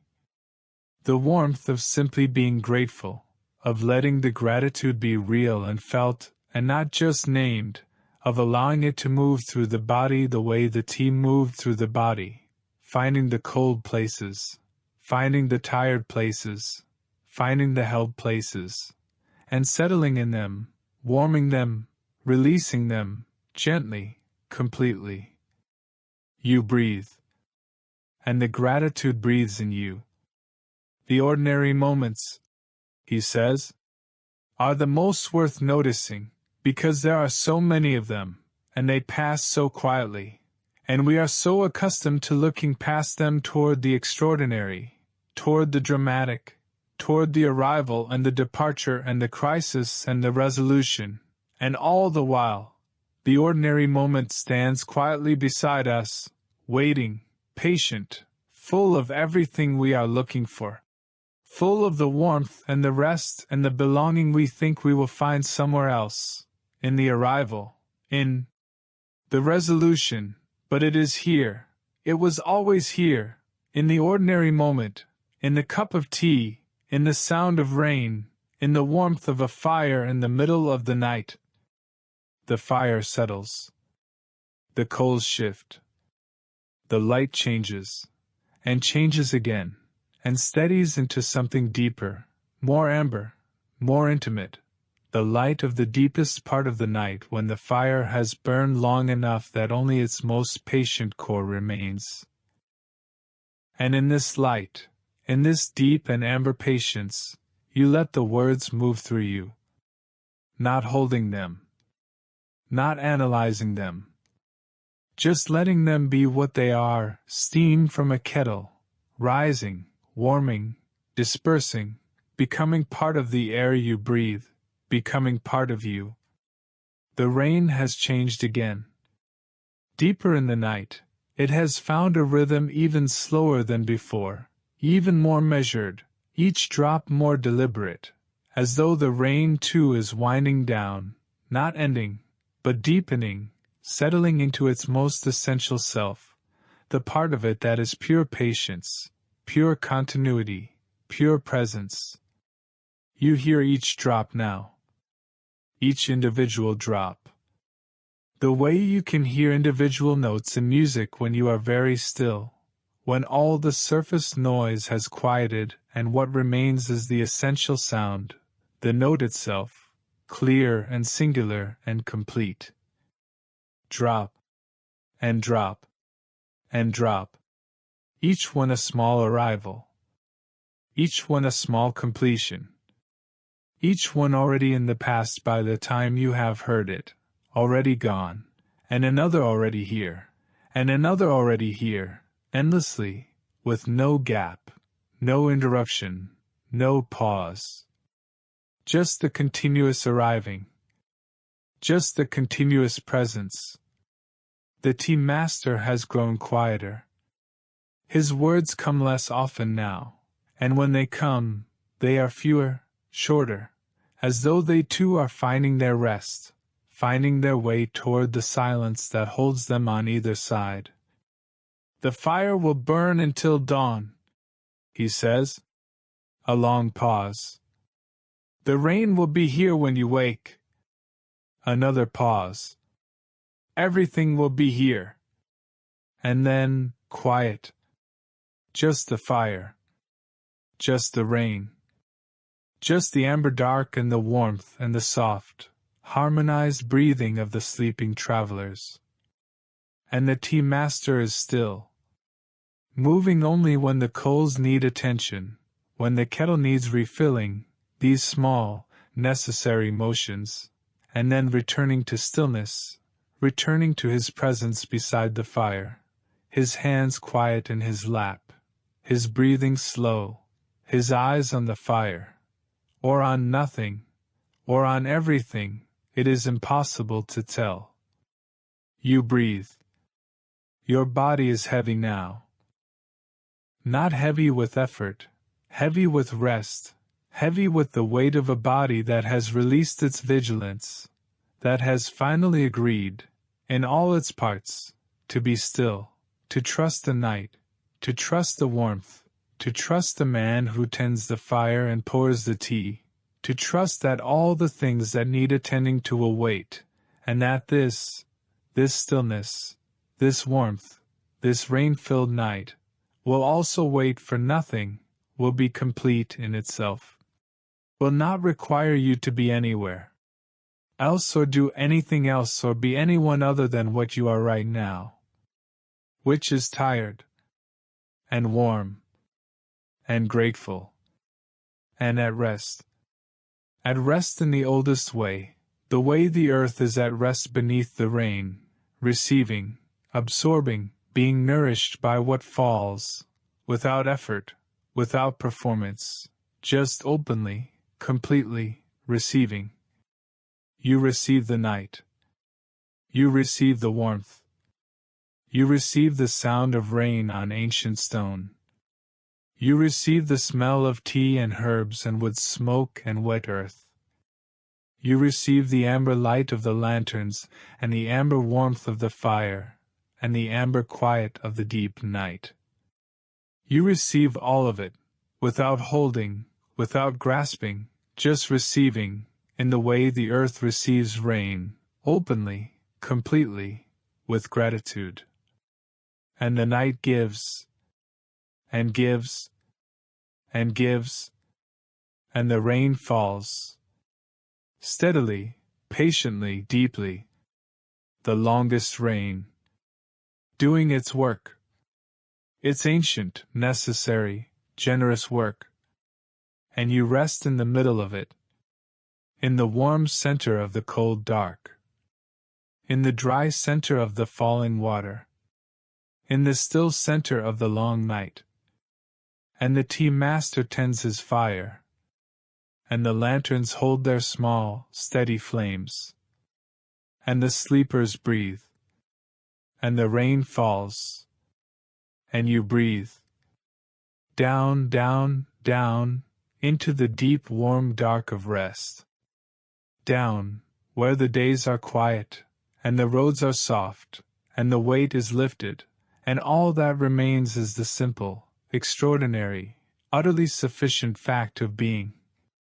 Here, warm, at rest, in the longest rain, which is falling, falling, still falling, and will be falling still, when you wake. Falling, falling, falling. Chapter 6. Dawn over the Caravanserai. There is a moment before the light, when the darkness changes. It does not grow lighter, not yet, but it changes in quality, in texture, in the way it holds the air, as though the darkness knows, before the light knows, that the long night is approaching its end, and it begins, very gently, very gradually, to prepare, to thin, to soften, to become something more like a deep blue than a true black, something more like the hell breathed before a word than the silence after the last word is spoken. You are very nearly asleep. Or perhaps you are asleep, and you are dreaming this moment, dreaming the quality of the air just before dawn, dreaming the way the darkness changes, dreaming the still, warm, amber interior of the caravanserai in the last hour of the night. It does not matter which. The dreaming and the waking have become very close to each other here, in this warm place, in this late hour. The edges between them have softened, dissolved, the way the steam dissolves into the air, and what remains is just awareness, soft and wide and warm, aware of warmth, aware of sound, aware of the rain, aware of the breath. Just aware. Just here. The rain is different.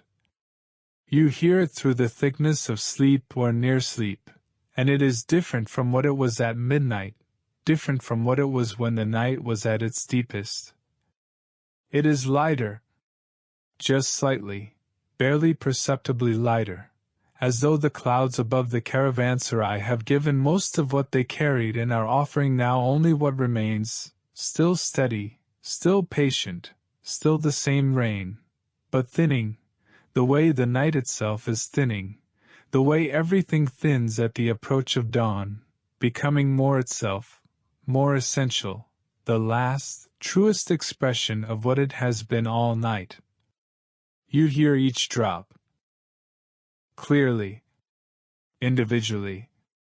The rain on the courtyard stones, tap, and tap, and tap, spaced now with small silences between them, small clear silences in which you can hear the quietness itself, the quietness of the caravanserai in this between hour, the quietness of a world that has been washed and is now resting in its own cleanliness.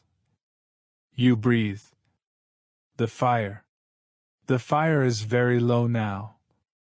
The wood has burned through in the night, and what remains are coals, deep, steady, patient coals, glowing their dark orange in the stone hearth, not bright, not spectacular, just there, enduring, doing quietly and without drama what coals do in the last hours of the fire's life, holding the warmth, releasing it slowly, making it last. And beside these coals, the tea master. Still there. Of course he is still there. He has been there all night, and you know now, with the certainty that comes from very long acquaintance, which is also the certainty that comes in dreams, that he will be there when you fully wake, that the morning will find him exactly as the night found him, steady, present, warm, tending the fire and the kettle and the sleeping travelers with the same unhurried grace that he has always tended them, that he will tend them as long as there are travelers to tend. His face, in the dying firelight, has the quality of a carving, not cold, not still in the way of stone, but contained, complete, every line of it the record of a long and useful and attentive life. And in this moment, in the last low amber hour before dawn, he looks ancient, ancient in the best sense, ancient in the sense of something that has been present through a great many seasons and grown richer in each one, wiser and quieter and more able to simply be. He lifts his head and looks toward the east wall of the caravanserai. And you follow his gaze, though you cannot see through the wall, though there is only stone and mortar and the darkness of the pre-dawn hour. But you sense what he is sensing. The sky beyond the wall is changing. You cannot see it yet, but you can feel it, the way you can feel a season changing before the weather changes, in some quality of the air, in some quality of the light that reaches even here, through stone, through shadow, through the last quiet hours of the night. The east is lightening. Somewhere beyond the caravanserai walls, beyond the rain-dark hills, somewhere on the far curve of the earth, the sun is moving toward the horizon, and the sky is beginning to respond, beginning its long, gradual, extraordinary transition from the deep blue of the last night hours to the softer blue of the approaching day, to the thin, clear, watercolor blue of the sky just before the first light. The tea master turns back to his kettle. He lifts it, slowly, carefully, and he pours. The sound of it is the same as it has been all night, that soft, precise sound of water meeting water, of the kettle giving what it has, and you hear it with a new quality of attention now, with the attention of someone who knows they are approaching the end of something, who is aware that this moment and this sound will not return in exactly this form, and who wishes, therefore, to be fully present for it, to hear it completely. This last late night pouring, this last preparation of tea in the darkness, before the dawn. He does not hurry. He does not hurry because there is nothing to hurry toward. The dawn will come when it comes, the light will arrive when it arrives, and until then, there is only this last cup, this last careful preparation, this last gift offered to the night before the night releases its hold on the world. The smell of the tea. Even now, even at this stage of the night, the smell of it is extraordinary. Rose and cardamom and the deep, earthen body of the tea itself, and underneath it, the lingering trace of the herbs from earlier, that cooling mint and the deeper root smell, and underneath even that, something else, something that is not any one ingredient but the accumulation of all of them, the residue of a whole night of brewing and pouring and breathing in this particular room. A smell so layered and so complex and so completely of this place that it could not exist anywhere else, could not be reproduced, is as unique and unrepeatable as this night itself. You breathe it in. One more time. Deeply. And you let it be complete. The first bird sings. Very faint. Very distant. From somewhere beyond the caravanserai walls, from somewhere in the rain-wet fields or the hillside grasses or the branches of the old mulberry tree in the courtyard, a single bird, small and clear and unhurried, has begun to do what birds do at the approach of dawn. It sings 2 notes, and then waits, and then sings again. And each time it sings, the silence around its song seems to expand, as though the song is making more room for itself, as though the world is making room for the morning. The rain hears it. Or so it seems, for the rain is quieter still now, even lighter, even more spaced, as though the rain is listening, as though the falling is allowing itself to slow to hear the singing. Drop. Birdsong. Drop. Birdsong. Each one alone, and each one in conversation with the other, the rain and the bird at the edge of dawn, the last dark and the first light, the ending and the beginning, and between them, silence, real silence, the kind of silence that is not empty but full, full of the change that is coming, full of the light that is preparing itself in the east. The tea master sets the cup beside you. He sets it very gently, making almost no sound, and the steam rises from it in the cool, quiet air of the pre-dawn hour, thinner than it was hours ago, but still there, still rising, still carrying that warmth and that fragrance upward into the dark. You do not open your eyes.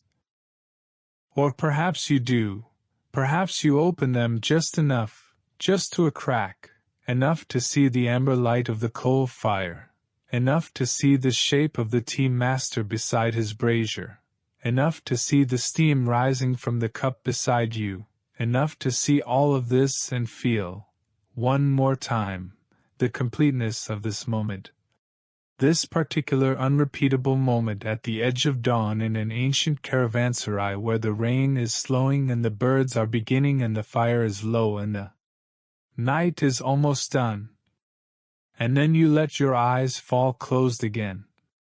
Because the sleeping country is very close, and very warm, and it is where you belong right now, in this last quiet hour. The tea master speaks. Very softly. Barely above the sound of the rain. The dawn is coming, he says. The rain is letting go, as all things let go, when the time comes. A pause. You have rested well. Another pause. The road will be there when you are ready, and you will be ready when the time is right, and the time will be right, when it is. He says these things without instruction, without advice, simply as observations, the gentle observations of someone who has watched a great many things, and who has learned, through all the watching, that the gentlest thing is to name what is true, and then to let it be. You breathe. And you let it be. Sleep a little more, he says, very quietly, as though to himself as much as to you, as though reminding himself of the same thing. The morning will wait. The morning always waits. It is patient. It has time. It has all the time in the world. And the dawn light, just beginning, just the faintest softening of the darkness at the edge, is patient. It is moving toward you at the pace that light always moves, which is both instantaneous and eternal, both the speed of light and the slowness of a season, and you have time, all the time, to let the last of the night hold you for a little while longer.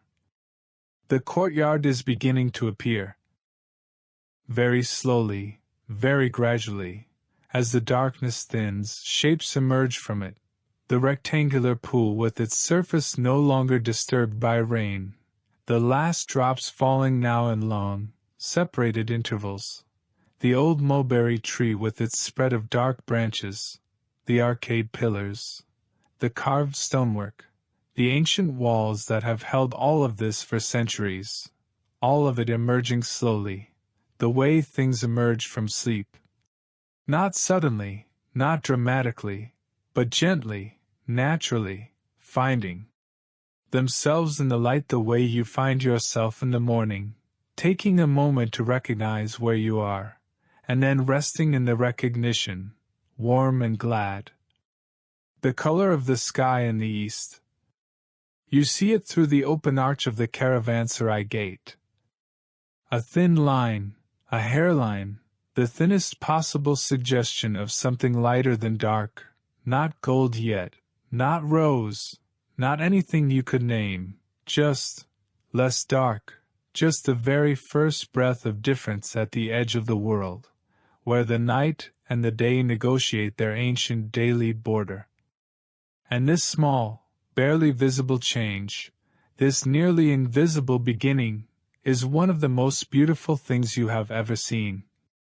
Because it means the night was real. Because it means you were here for the whole of it. The rain and the fire and the tea and the amber dark and the sleepers and the tea master's quiet wisdom and the sound of the kettle and the smell of rose and cardamom.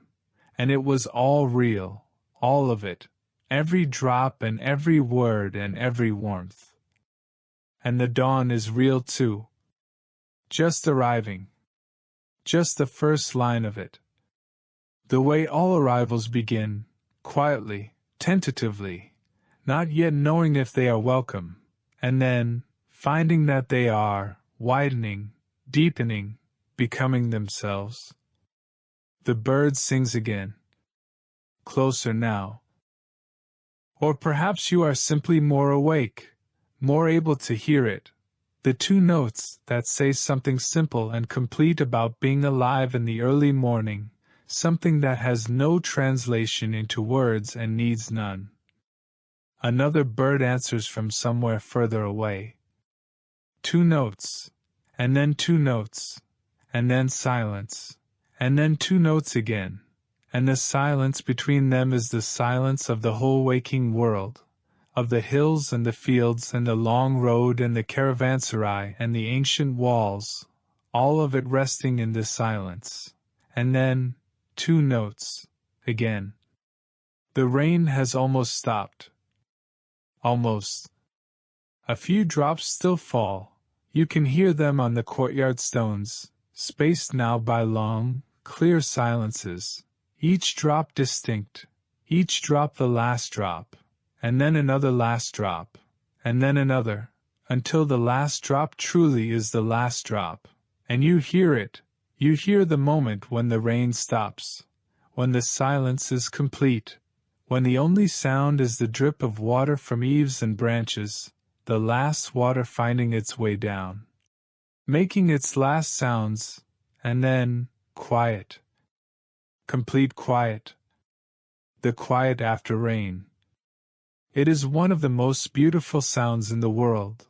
This not sound, this silence that is different from all other silences because it is washed, cleared, rinsed clean by everything that has fallen. It is the silence of a world returned to itself, of air made new, of stone made gleaming, of earth made soft and receptive and ready. You breathe this silence. It fills your lungs like the cleanest air you have ever breathed. Cool and green-smelling and impossibly fresh, the smell of the world the morning after rain. And in your chest, where the warmth of the tea has been all night, the warmth is still there, and this fresh, cool, washed morning air and the deep warmth inside you exist together, complete, each one making the other more itself, the cool outside and the warm within, the rinsed world and the rested body, the beginning day and the deep, peaceful, complete rest. The tea master pours one final cup. You hear it without opening your eyes. You have learned the sound of it so completely in the course of this one night that you could recognize it anywhere, in any country, in any rain, in any darkness, the sound of that copper kettle and that precise, unhurried pour. The smell reaches you. And it is the same smell, and also different, because it is the dawn version of the same smell, because the air is different now, cleaner, cooler, and in this air the rose and the cardamom are sharper, more distinct, more themselves, as though the morning has given them clarity that the night, for all its warmth, could not. The tea master sets the cup beside you. And you do not drink it yet. You let it be there, let the steam rise, let the smell drift, let it be what it is, the final cup of a long night, offered without condition, waiting without urgency, there, simply there, whenever you are ready, or not at all, whatever the morning needs. Because the morning is the morning. And the morning will be what it will be. And you will be what you will be in it. And none of this needs to be figured out right now. Right now, there is only the warmth of the coals, and the smell of the final tea, and the sound of the birds beginning, and the light at the edge of the sky growing, slowly, by fractions, from less dark to almost light to the first true softness of dawn. And you are here. In all of it. Part of all of it. As much a part of this caravanserai as the stones and the carpets and the lanterns and the fire. You have been here all night, and your presence here, the weight of your rest on these cushions, the warmth you have been given and received, the breaths you have breathed in this amber air, these are part of this place now, the way all the travelers before you are part of it, woven in, layered in, part of the long, quiet, continuous story of this place and all the people who have sheltered here. You breathe. And the morning light grows. And the birds sing.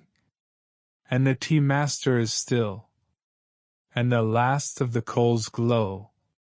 And the final cup of tea cools slowly on the carpet beside you, its steam rising in the cool morning air, rising and turning and dispersing, joining the morning, joining the air that smells of rain and earth and green things waking. And you are still. Still and warm and rested and grateful. Still in the country between sleeping and waking, where both are available to you, where the night's deep rest is still with you, still in your body, still in your breath, and the morning is just there, at the edge, patient, luminous, waiting. Take your time. The morning will wait. Rest a little longer in this place that held you through the rain. In this warm, amber, ancient shelter. In the care of this man who tended his fire through the whole long night so that you could be warm. In the sound of the birds just beginning. In the smell of the final cup of tea. In the clean, washed silence after rain. In the light that grows, barely, so barely, but growing. Always growing. The way all good things grow. Slowly. Without hurry. Without needing to be watched or encouraged. Just growing. Just arriving. Just being more and more what they have always been. Light. And morning. And bird song. And the smell of rain on old stone. And warmth. Always warmth. The warmth of a fire tended through the night by careful hands. The warmth of tea given freely and received with gratitude. The warmth of shelter in the rain. The warmth of rest, deep rest, real rest, the rest that restores. All of this warmth. Yours. Carried now, not as a weight, but as a light, a small, steady, amber light inside you, like a lantern at a gate, like a coal that endures through the long hours, like the dawn that comes. That always comes. No matter how long the night. The dawn comes. And you carry it with you, this night's warmth, this caravanserai's quiet gift, the tea master's steady presence, the rain's long teaching, the fire's patient burning, the steam's wisdom of letting go. You carry all of it. Lightly. As you sleep. Deep and still, and finally. Completely. At rest. The birds sing. The morning grows. And somewhere in the warm, amber, ancient shelter of your rest, the tea master pours one last cup, and the steam rises, and the rain is finished, and the dawn is here, and you are here, and all is well, all is well, all is well. Sleep now, all is well, and the tea master of the rainy caravanserai. A bedtime story for deep rest and peaceful sleep. The rain has faded, and the morning has come, quietly. And you are asleep. Right there, beside the fire, on the ancient carpets. Safe.